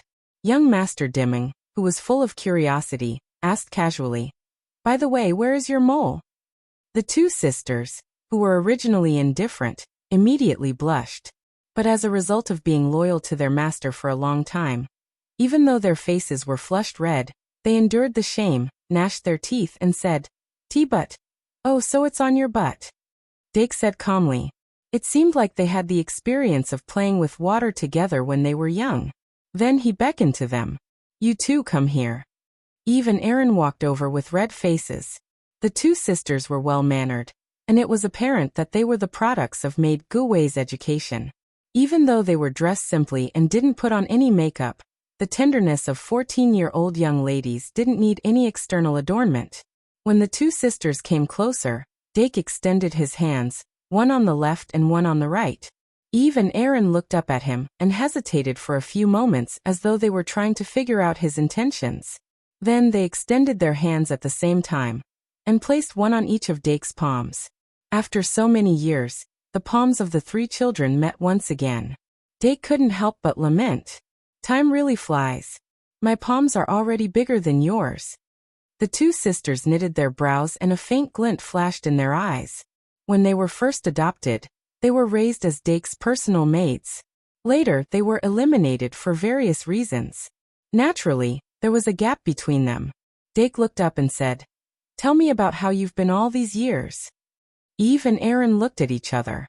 As the elder sister, Eve said, "Nothing much. We're just learning from head maid Chris." Dake asked, "Is it hard?" Eve shook her head. "How can it be hard when we're learning knowledge?" Dake retracted his hand and smiled. "Let me see what you've learned." The two sisters took a step back. Eve said, "Head maid Chris taught us the shadow stealth spell." "Shadow stealth?" Dake thought for a moment and said, "Is it the spell that allows one to travel in shadows?" Eve nodded. Dake couldn't help but say enviously, "So you have that kind of talent?" "Actually, I've always wanted to know how it feels to sneak into shadows." Eve said, "It's not an overly special feeling, because after entering a shadow, one's body will turn from three-dimensional to planar, which is why the interior of the seemingly thin shadow will be relatively spacious. We can't even detect the changes ourselves. For those with abilities, the shadow won't obstruct their vision. So, all in all, it's no different from diving into water." The only thing we need to worry about is our clothes. Eve lifted the hem of her skirt and twirled around. Our clothes and weapons are made of special materials.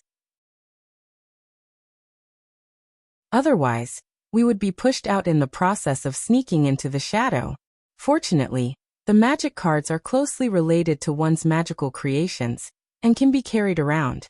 But Eve and I aren't talented in magic technology and have only mastered a few types of magic cards. They are all half-finished products that teacher Chris provided and refined. As she spoke, she revealed a bashful smile. When Erin saw her elder sister's shyness, her gaze turned cold. Unlike her elder sister who always paid attention to the young master, Erin would rather stay in the Scorpio Palace maid squad. The freedom of not needing to serve anyone was what she wanted. But being here, she certainly wouldn't show it. After Dake listened to Eve's explanation, he asked, "What about the consonant spell?" Eve nodded with a smile. "Of course I've mastered it." She and Erin had mastered 3 types of magic respectively. 2 of them were the shadow concealment spell and the consonant spell. Unlike the shadow concealment spell, which required a special talent, the consonant spell was a spell that required 2 people to cultivate together. It required a close blood relationship. If they were twins, it would be easier to master it. Using the consonant spell, one could instantly transmit what one saw and heard to the other party in the form of a spell from thousands of miles away. It was a special spell that was used during wartime to transmit messages from thousands of miles away. But it was a pity that there weren't many talents who could master the consonant spell. Those who weren't proficient in it had many limitations, which was why there was a serious lack of information during wartime. Both Eve and Erin had the shadow concealment spell and were proficient in the consonant spell. They could be considered rare talents. It would also be convenient for them to be personal maids. It was a pity that they met Olga, who received the recognition of the Ares battlesuit at the age of 13. It could be said that they were unlucky. But as they grew older, Olga's temperament became gentler, which was why she transferred them back to Dake when he needed them. "Since you've mastered the consonant spell, there shouldn't be any problems." Dake smiled. This way, he could watch the Demon King execution ceremony, as he wished without being present at the scene. "Therefore I have to prepare the melon seeds, milk tea and popcorn. Ready, go." After inviting the 2 sisters for breakfast, Dake got them to perform the consonant spell. Eve followed him while Erin headed to the back of the mountain. Everything Erin saw and heard was processed by Eve's brain and projected onto the snow-white wall. The resolution and number of frames of the projection were determined by their magical power output and control abilities. When the consonant spell was activated, the scene of a serene forest appeared on the wall. Then the rustling of leaves and subtle cries of beasts sounded. The entire room seemed to have shifted to the dense forest at the back of the mountain all of a sudden, as though they were there. Is this the consonant spell? I wonder if it can be converted into a spell card. Dake praised endlessly, which delighted Eve, who was one of the terminals. Then the projection on the wall fluctuated all of a sudden. However, it wasn't Eve's side that had a problem. Instead, it was Erin's side that was unstable. When the consonant spell was activated, not only were the voices and images synchronized, but the thoughts of the 2 sisters were also synchronized. Erin was repulsed by the fact that her elder sister was happy because of such a small praise. But they were professionally trained, after all, and the fluctuation calmed down in an instant. Then, Erin went deeper into the forest. On the other hand, Dake commanded her in high spirits as though they were on a cloud tour, which was entirely different from going up the mountain personally. "This is awesome," he praised incessantly. After 15 minutes, he calmed down and asked Eve, "Sister Eve, with your magical powers, how long can the consonant spell last?"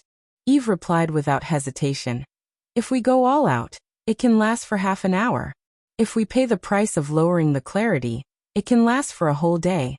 Of course, we brought along mana recovery potions, so it can last longer under normal circumstances." Mana recovery potions? Dake pondered for a few moments before retrieving a bottle filled with jelly beans from his pocket and tossing it to her. "Have a taste. If you like it, I'll get Ollie to make a few more jars." Eve received the jelly beans and poured one into her mouth. The sweetness with a tinge of sourness flowed into her heart and made her swallow her saliva. Eve smiled. I'm fine with sweets, but my younger sister loves them. Dake nodded. Then bring more tomorrow. Another half an hour passed. Dake reluctantly stopped the sisters from casting the spell. The advantage of having two terminals was that Eve could stabilize the images transmitted by Aaron and prevent the images from shaking violently due to Aaron's vigorous movements. He said, "That's all for today. We'll prepare a big screen tomorrow. The clarity doesn't have to be too high, just 4K will do."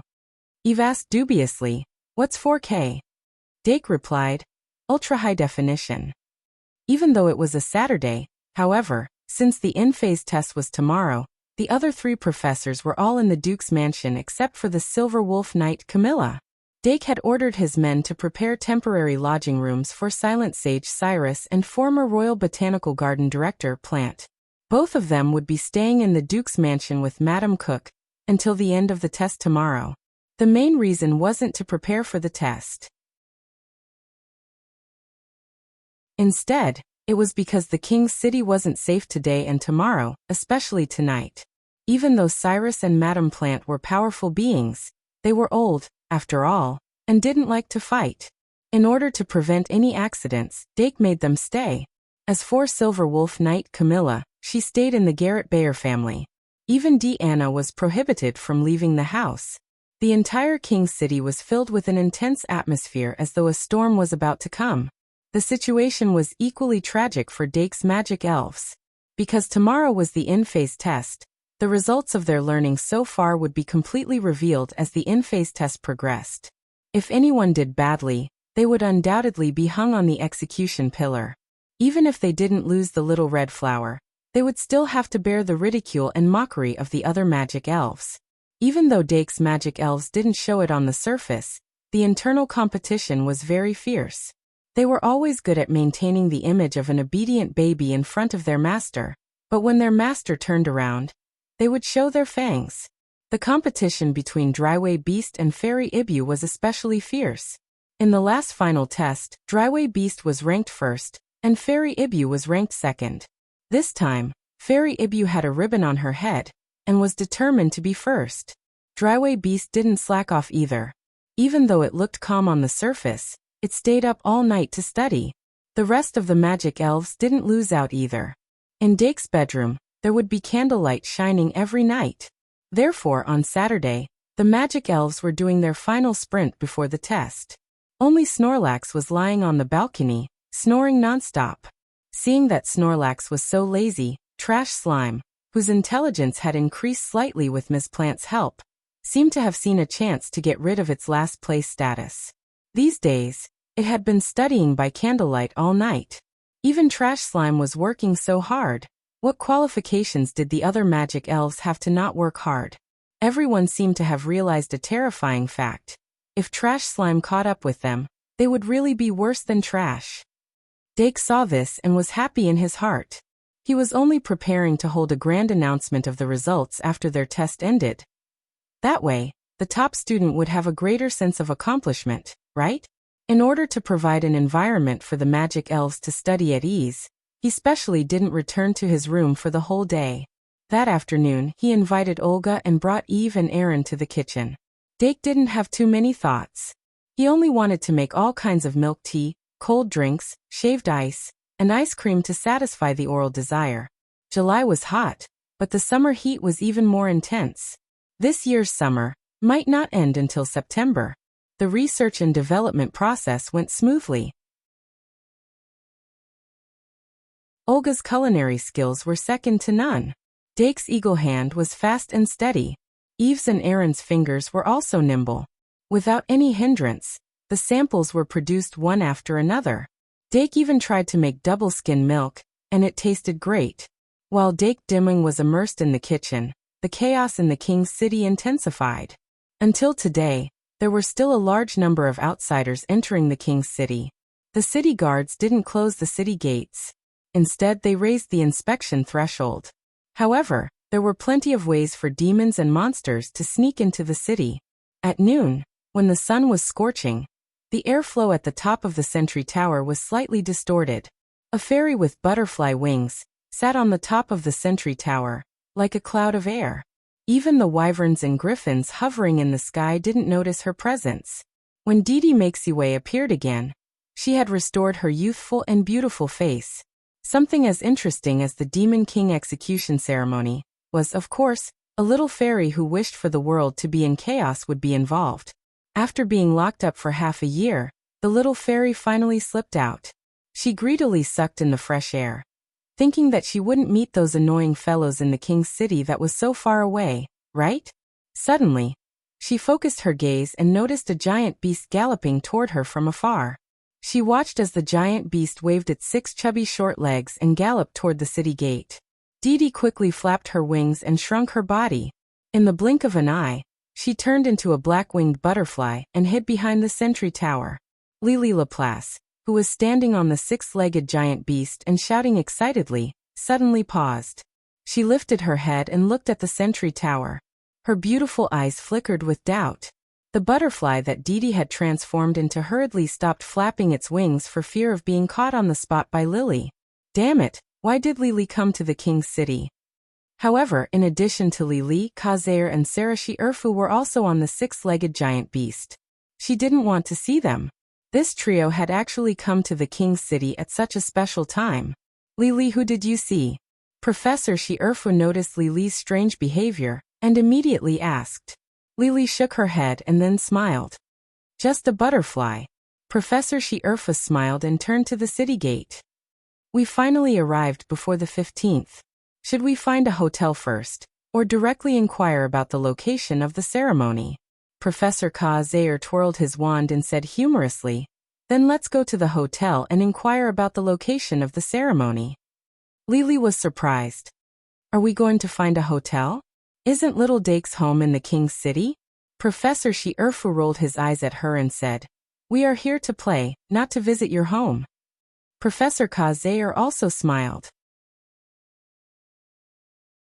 Although Dimming will definitely welcome us, we can't just go to a student's home and stay there, right? I suggest that we wait until tomorrow's execution ceremony is over before visiting the Duke's mansion. All right. Lily pursed her lips and grumbled. But what kind of ceremony is this? Is it that interesting? Professor Shi Urfu and Professor Ka Zaire looked at each other but didn't answer. Among the three, only Lily didn't know that the Demon King had escaped. Plus, she wasn't interested in the Demon King, so she naturally felt bored. However, for people like Professor Shi Urfu and Professor Ka Zaire who knew about it, it was very meaningful. Both of them wanted to see what kind of trouble the Holy Church would cause. The three above. The city guard in charge of checking the identity of the people entering the city raised his head and shouted. The 6-legged beast with the head of a toad stared at him as he approached. From time to time, its tongue would stick out from its mouth, giving people a terrifying feeling that it would suddenly pop out and suck them into its mouth. Professor Shi Urfu said softly to the people below, wait a moment, we'll come down. After saying that, she waved her hand and 2 gusts of wind blew over, bringing the 3 of them to the ground. As for the 6-legged beast, it dissipated into magic power after the 3 of them came down. It was Professor Ka Zaire's magic elf. They originally came on a flying magic elf, but Lily insisted on seeing the scenery along the way, so they changed to a ground-type beast. Seeing the 3 of them cooperate, the city guard couldn't help but sigh in relief. The 6-legged beast's aura was so strong that he almost asked for backup. Fortunately, the magus controlling the beast was the reasonable type. But this combination, the city guard's eyelids twitched. Elf Goblin Gremlin? He didn't dare to show his surprise. He just asked Professor Shi Urfu and the other 2 to show their identity cards. As professors of the Shungmalian Academy, Professor Shi Urfu and the other 2 naturally had identity cards issued by the kingdom. They showed them one by one. The city guard put the identity cards into a magic device. After the device's green button lit up, he returned the identity cards and warned them, after entering the city, please be careful not to summon any beasts. Also, the environment in the city is chaotic recently, so it's not suitable for you to go out. You'd better find a hotel to stay in as soon as possible. Let them in. Professor Shi Erfa nodded slightly and pulled Li Li and Professor Ka Zayer into the city. The combination of these three people should be very eye-catching, but there was no lack of demi-humans who came to the capital recently. Even the elves came to visit in groups, not to mention the noisy orcs. Therefore, they were quickly drowned in the crowd. When they finally left, Didi Maxiwei changed back. She sat in the air, swinging her two slender stocking legs. The red dancing shoes on her feet shone like gems. Unfortunately, no one could see them in the invisible state. So annoying. Didi pouted and looked at the ground with her eyes wide open. She had been looking at the door for a long time. She didn't have any special purpose. She just wanted to see who would come and get involved in this mess. The appearance of the Sheng Malian trio was completely unexpected. She originally thought that the professors of the Sheng Malian Academy would avoid such a ceremony hosted by the Holy Church. After all, the Holy Church was famous in history for being fond of shifting the blame. It could be said that it had formed a culture of shifting the blame. If the Sheng Malian Academy, well, the principal had to be here. They would definitely shift the blame to Erdii for the failure of the ceremony. Although Didi Maxiwei didn't know what happened to the Demon King, she was very sure that the Demon King couldn't be killed by some execution ceremony. In other words, she thought from the beginning that this Demon King execution ceremony would definitely fail. So she came all the way here just to see the Holy Church make a fool of themselves. I really want to know what the Holy Church will be like after the ceremony fails. Will they be angry? Or will they pretend to ignore it? Or will they desperately shift the blame? Will those guys who came to watch the show become the punching bags of the Holy Church? Or will the Holy Church use this as an excuse to whitewash this failed ceremony as a trap to attract the remnants of the demon race and the heretic church? Didi flapped her wings nonchalantly. Suddenly, she blinked and raised her head to look into the distance. In the sky far away, where humans couldn't see at all, there was a huge monster flapping its wings and flying over. It's a dragon. Even Didi Maxiwei couldn't help but show a look of astonishment at this time. In this era, pure-blooded dragons were an extremely rare species that was almost extinct. The main reason was that pure-blooded dragons were naturally strong, but they were very easy to demonize. And under normal circumstances, demonized dragons were even stronger than before. This made the demon race very covetous of the pure-blooded dragons. At the end of the war, the demon race attacked the nests of the pure-blooded dragons more than once in order to increase their combat power, by any means necessary. Famous places like the Dragon Valley and Divine Dragon Island were all trampled by the flames of war. A large number of pure-blooded dragons were demonized and corrupted. In order to take revenge, the pure-blooded dragons brazenly joined the 100 Races Alliance, and then lost many of their lives in the war. There were not many pure-blooded dragons to begin with, but now they were on the verge of extinction. Now that the war was over, the remaining pure-blooded dragons chose to live in seclusion and focused on researching breeding methods. Therefore, it was basically impossible to see a pure-blooded dragon outside. But with the little fairy's excellent perception, Didi recognized the pure-blooded dragon at a glance. And the other party had obviously seen her.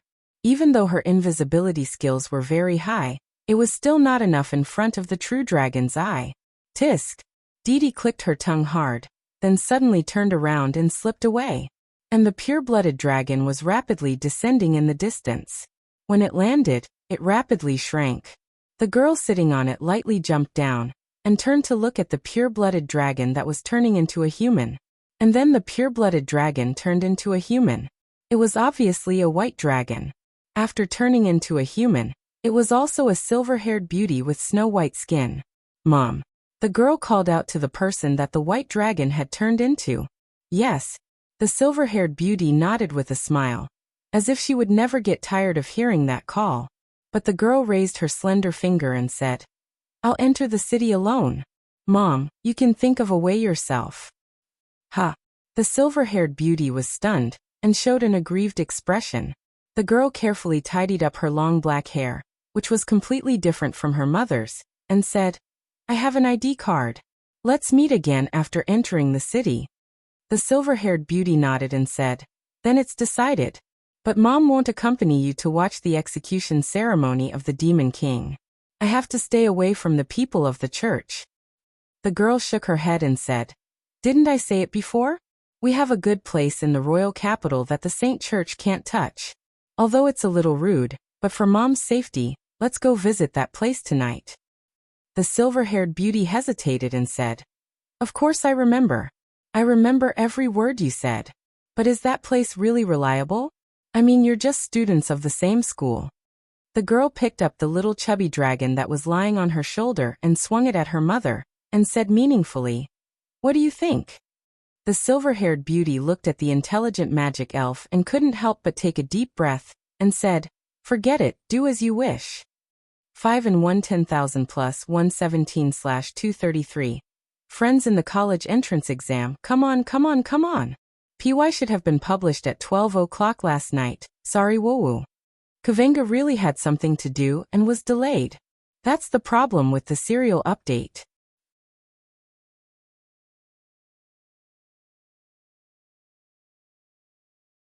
Chapter 504. The sun and moon alternated. The sunset glow was like water, and the moonlight was hidden behind the scenes. At dusk, the capital was still surging with people. The Griffin Knights and the city guards who guarded the capital had joined forces and deployed their troops all over the capital.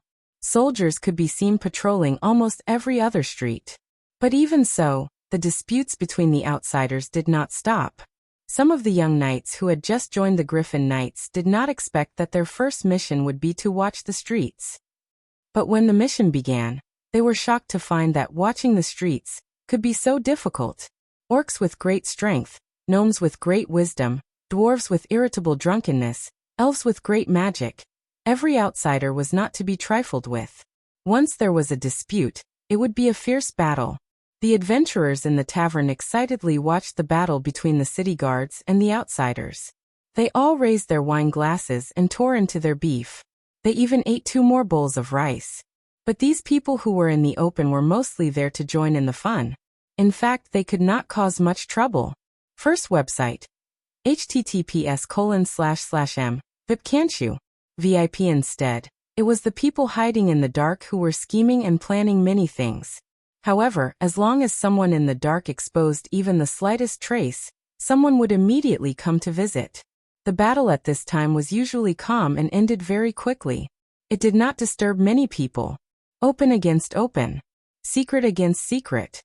It had always been like this since ancient times. The Duke's mansion. Dake did not return to his bedroom after dinner.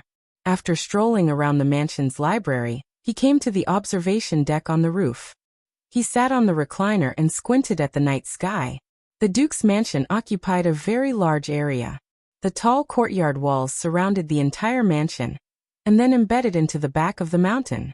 The courtyard walls, which were usually quite lively, were completely silent today. Whether it was the houses or the shops, they had all turned off their lights in advance. Dake could see at a glance that the Duke's mansion had implemented a curfew in this small area. And outside the courtyard walls, there must be a large number of people patrolling. Inside the courtyard walls, there were also maids who had set up layers of blockades. At this critical period, no one could say for sure if there would be people watching this place. Although Arvette and Claire were busy with work, they would definitely not let down their guard around their own mansion. I hope everything goes well. Dake shook his head and focused on the book in his hand. A few minutes later, Olga returned with a tray and placed milk tea and pastries beside him. After that, Olga stopped moving and just stood quietly by the side. With the Ares deity armor by his side to protect him, Dark's safety was naturally not a concern. The night was quiet. Moonlight poured down. Peace of mind. Time flowed, and the clock turned a full circle. The night was completely dark. Dake suddenly had an idea. He raised his head and looked at the place where the flames were bursting out of the courtyard walls.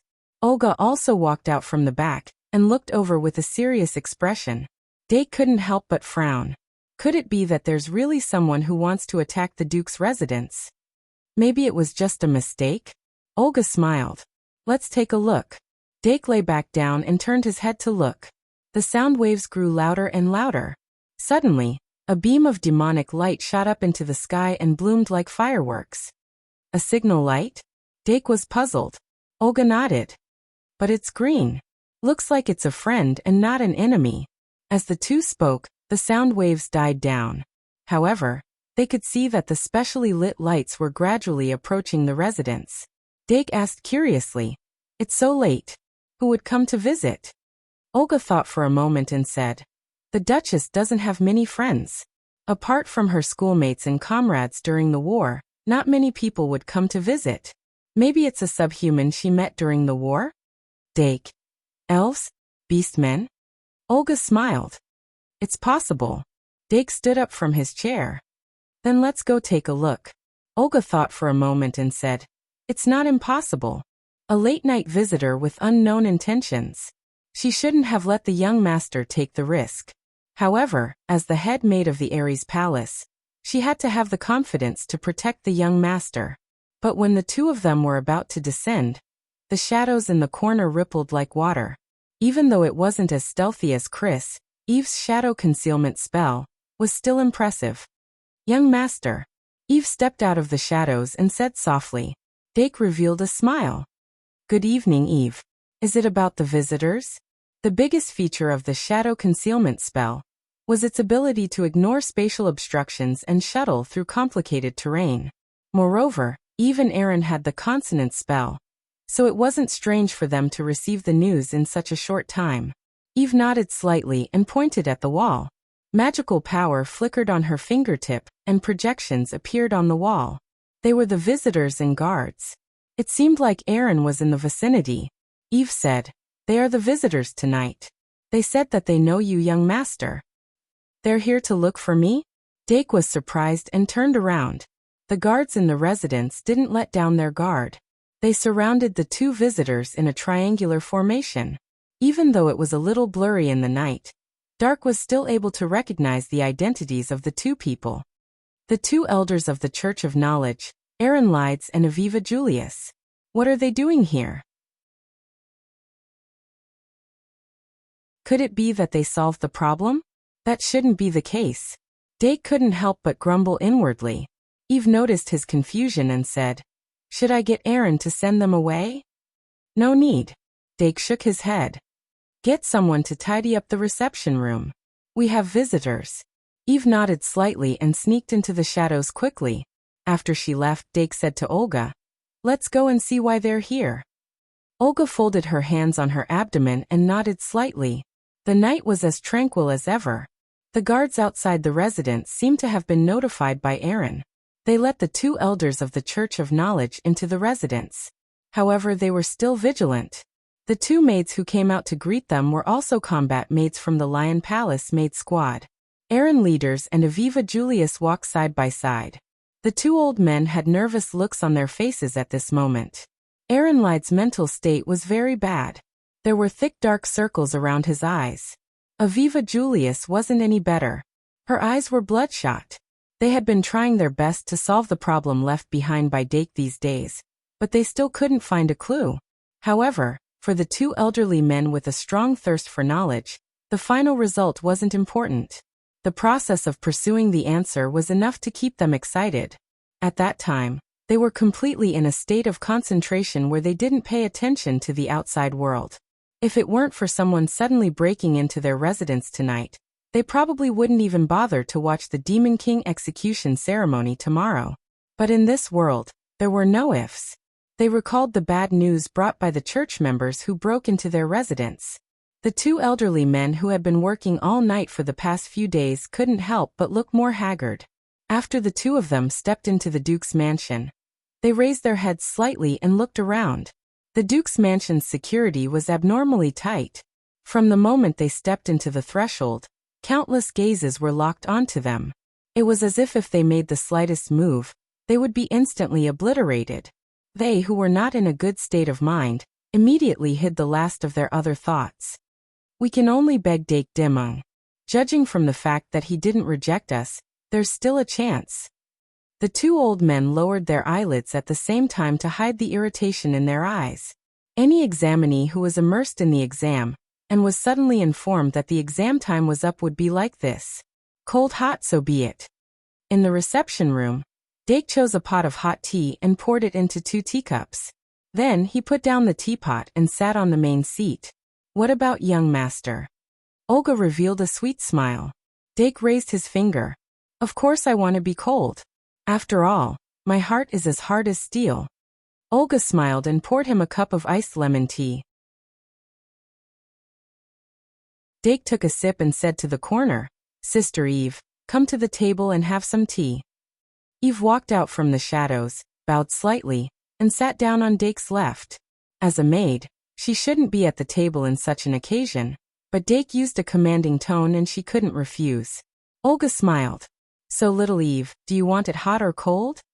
Hot then, Eve said. The black tea was poured into the cup and steam rose. When Olga put down the teapot, there were footsteps approaching from outside the door. The maid in front pushed the door open, and then 4 guards quickly entered and stood at the 4 corners. The 2 elders of the Church of Knowledge entered the room under the protection of the remaining people. Good evening, young Master Dimung. Aaron Leaders took a breath, put his hand across his chest and bowed. Dake waved his hand. Since it's late at night, there's no need to be so formal. Please sit. Aaron Leeds and Aviva Julius looked at each other, walked to the table, pulled out chairs and sat down. Dake clasped his hands together and put them on the table. He smiled. It's been a few days. How are you two? Aaron Leaders took a breath and forced a smile. Not bad. But young master's 2 questions are too difficult. I still don't have a clue. There will be a clue, Dake said lightly. If you're worried about your disciple Ignaz Cooper, then don't worry about him, Dake. He's doing well. When you solve my questions, I'll return you a disciple in perfect condition. Aaron Leaders smiled bitterly. Since young master said so, I won't doubt it. It's just that sometimes I want to see that little bastard. Dake took a sip of tea and smiled. Is that why you're here tonight? If that's the case. Aaron Leader's eyebrows twitched. He seemed to have sensed the deeper meaning in Dake's words. He quickly said, That's not it. Since my disciple did something stupid, he should pay the price for his stupidity. We have something else to ask for tonight. Something else to ask for? Dake couldn't help but narrow his eyes and size up the 2 elders of the Church of Knowledge. They were completely different from when he first met them at the Horseshoe Tavern. These 2 elders were extremely dispirited, especially the old granny named Aviva Julius. She didn't have any of the toughness she had at that time. It seems that what they're asking for isn't something small. Dake thought for a while and said, Let's get straight to the point. Aaron Leaders couldn't help but look at Aviva Julius after hearing that. The half-fairy granny's face was stiff. She was obviously not good at asking for help. Aaron Leaders had to bite the bullet and say, It's like this. Some people from our church encountered the Valkyries' troops in the western district of the capital. They were all captured. Wait, people from your church were captured? What does that have to do with me? Dake interrupted him halfway. Aaron Leaders lowered his head and became even more embarrassed. But the ones who captured them were led by the Valkyrie. Dake smiled. Elder Leadens, you have to know that the Valkyrie you usually talk about is Yvette St. Dimung, the only Duchess of the Kingdom, one of the 36 counselors and the Minister of State Security. It's not specifically referring to my mother. I have no right to interfere with her administrative decisions. Aaron Leaders' face instantly turned gray. However, Dake continued. Of course, I'm a little interested in why your church was captured. If you're willing to reveal a little, I won't treat you to this cup of tea for nothing tonight. His voice was very calm. There was no so-called interest in it at all. Aaron Leaders didn't really think that he was interested. Moreover, he seemed to have heard the hidden meaning in it. Aviva Julius, who was beside him, obviously heard it as well. The corners of her mouth twitched slightly. As a half-fairy, Aviva Julius was a natural-born fairy mage. Together with Aaron Leaders, who was a senior magister, they had enough confidence to rival most people. However, in this duke's mansion, they could only lie down. Even if this golden-haired young master in front of her used such a straightforward tone to threaten her, she could only suppress her irritable temper. Aaron Leaders never thought that before he could even ask for anything, the 2 of them would be threatened. He was afraid that if he didn't clarify this matter, they wouldn't be able to walk out of this duke's mansion. Helpless, he could only say after a short deliberation, "They are having an illegal assembly in a house in the West District." Illegal assembly? Dake tapped the table with his finger and said, "If you don't explain it more clearly, I'll be very troubled." Aaron leaders added helplessly, "The 6 elders of our church are gathering the people to spread the faith of the God of knowledge." Dake subconsciously interrupted, "Wait, 6? If I remember correctly, your church only has 13 elders, right?" After a moment of silence, Aaron leaders braced himself and said, "It's like this." Dake couldn't help but be amused. "In other words, nearly half of your elders were arrested for an illegal assembly? No wonder you came to visit so late at night. Losing half of your elders all of a sudden, anyone would be anxious. But could it be that these 6 elders of yours have been kicked in the head by a donkey? How could they spread the faith of something other than holy, in the land of the king's city? Could it be that they thought that the Holy Church was busy with the ceremony, and had an opportunity to take advantage of it? No, how would they dare?" Cold sweat seeped out of Aaron Leader's forehead. Dake continued, "This time, you were caught by the people from the kingdom's security department. I think you were lucky. If you were caught by the Holy Church, I'm afraid you and Miss Aviva Julius wouldn't be sitting here so peacefully." Aaron Leaders and Aviva Julius were both silent. Obviously, the two of them felt the same way. Dake looked at their reactions and said calmly, "Even a 6-year-old child knows the truth. As people of high knowledge, it's impossible for them not to know, right?" There was a sense of oppression in the reception room. Aviva Julius finally couldn't help but say, "They were possessed and unwise. But what our Church of Knowledge believes in is pure knowledge, and the so-called God of knowledge that we spread is just a fictional thing. It can't be considered a struggle for faith. So, what exactly are they doing today?" Dark slammed the table, stopping her from continuing her story. Aviva Julius' words suddenly stopped, and she couldn't continue to quibble. Aaron Leaders took over and braced himself to say, "To show the people the importance of knowledge, to make them understand the lamentable of ignorance and the importance of seeking knowledge." Dake couldn't help but sigh, and then said to the left, "Eve. Here." Eve suddenly shouted softly. Dake originally wanted Eve to send him off, but he was shocked by her suddenly raised voice. But his expression didn't change at all, and he didn't reveal any flaws. Aaron Leaders was also shocked and said subconsciously, "Today might be a little special." Dake pressed Eve, who was about to get up. Aviva Julius' expression suddenly changed subtly. Aaron Leader's expression also froze, but it was too late to shut up, so he could only continue. "The middle of July, the middle of the year, is the day when the gate of the underworld opens. In these few days, the barrier between the underworld and the human world is the weakest, and it's the most suitable time to summon souls and worship ancestors. And the capital is located in the middle of the continent. Our Church of Knowledge conducts a sacrifice on this night every year, hoping that the souls of the great people of history can hear our call and descend upon the bodies of the members of the church." After hearing this, Dake wanted to say, "That's it," but he didn't say it in the end. Instead, he asked slowly, "Have you succeeded before?" Aaron Leaders lowered his head slightly and said, "No, this can't be successful, right? It's just a normal sacrifice, and we didn't use necromancy. And those great people of history, no matter how great they were when they were alive, after they died and entered the underworld, they were just one of thousands of souls. The underworld has the river of the underworld and the wall of sighs. If you wander around the river of the underworld for a long time, your spiritual sense will be obliterated. Even if you cross the river of the underworld, if you can't pass through the wall of sighs and reach the pure land of bliss, it's all in vain." Dake couldn't help but frown. Aaron Leader's words touched on his knowledge-blind spot. In this world, there was no underworld reincarnation, no ox head or horse face. After people died, the remains of their souls would disappear in the wind, but there was indeed a place for souls, the underworld. In the end, how did souls ascend to the underworld? What kind of form did the underworld exist in? And how much of Aaron Leader's words were true? He gradually became curious about what the Church of Knowledge had done tonight, or what they wanted to do. 5100 plus. You're tuning in to the Earbook Haven YouTube channel. Don't forget to subscribe and join us on this journey to catch the most captivating stories.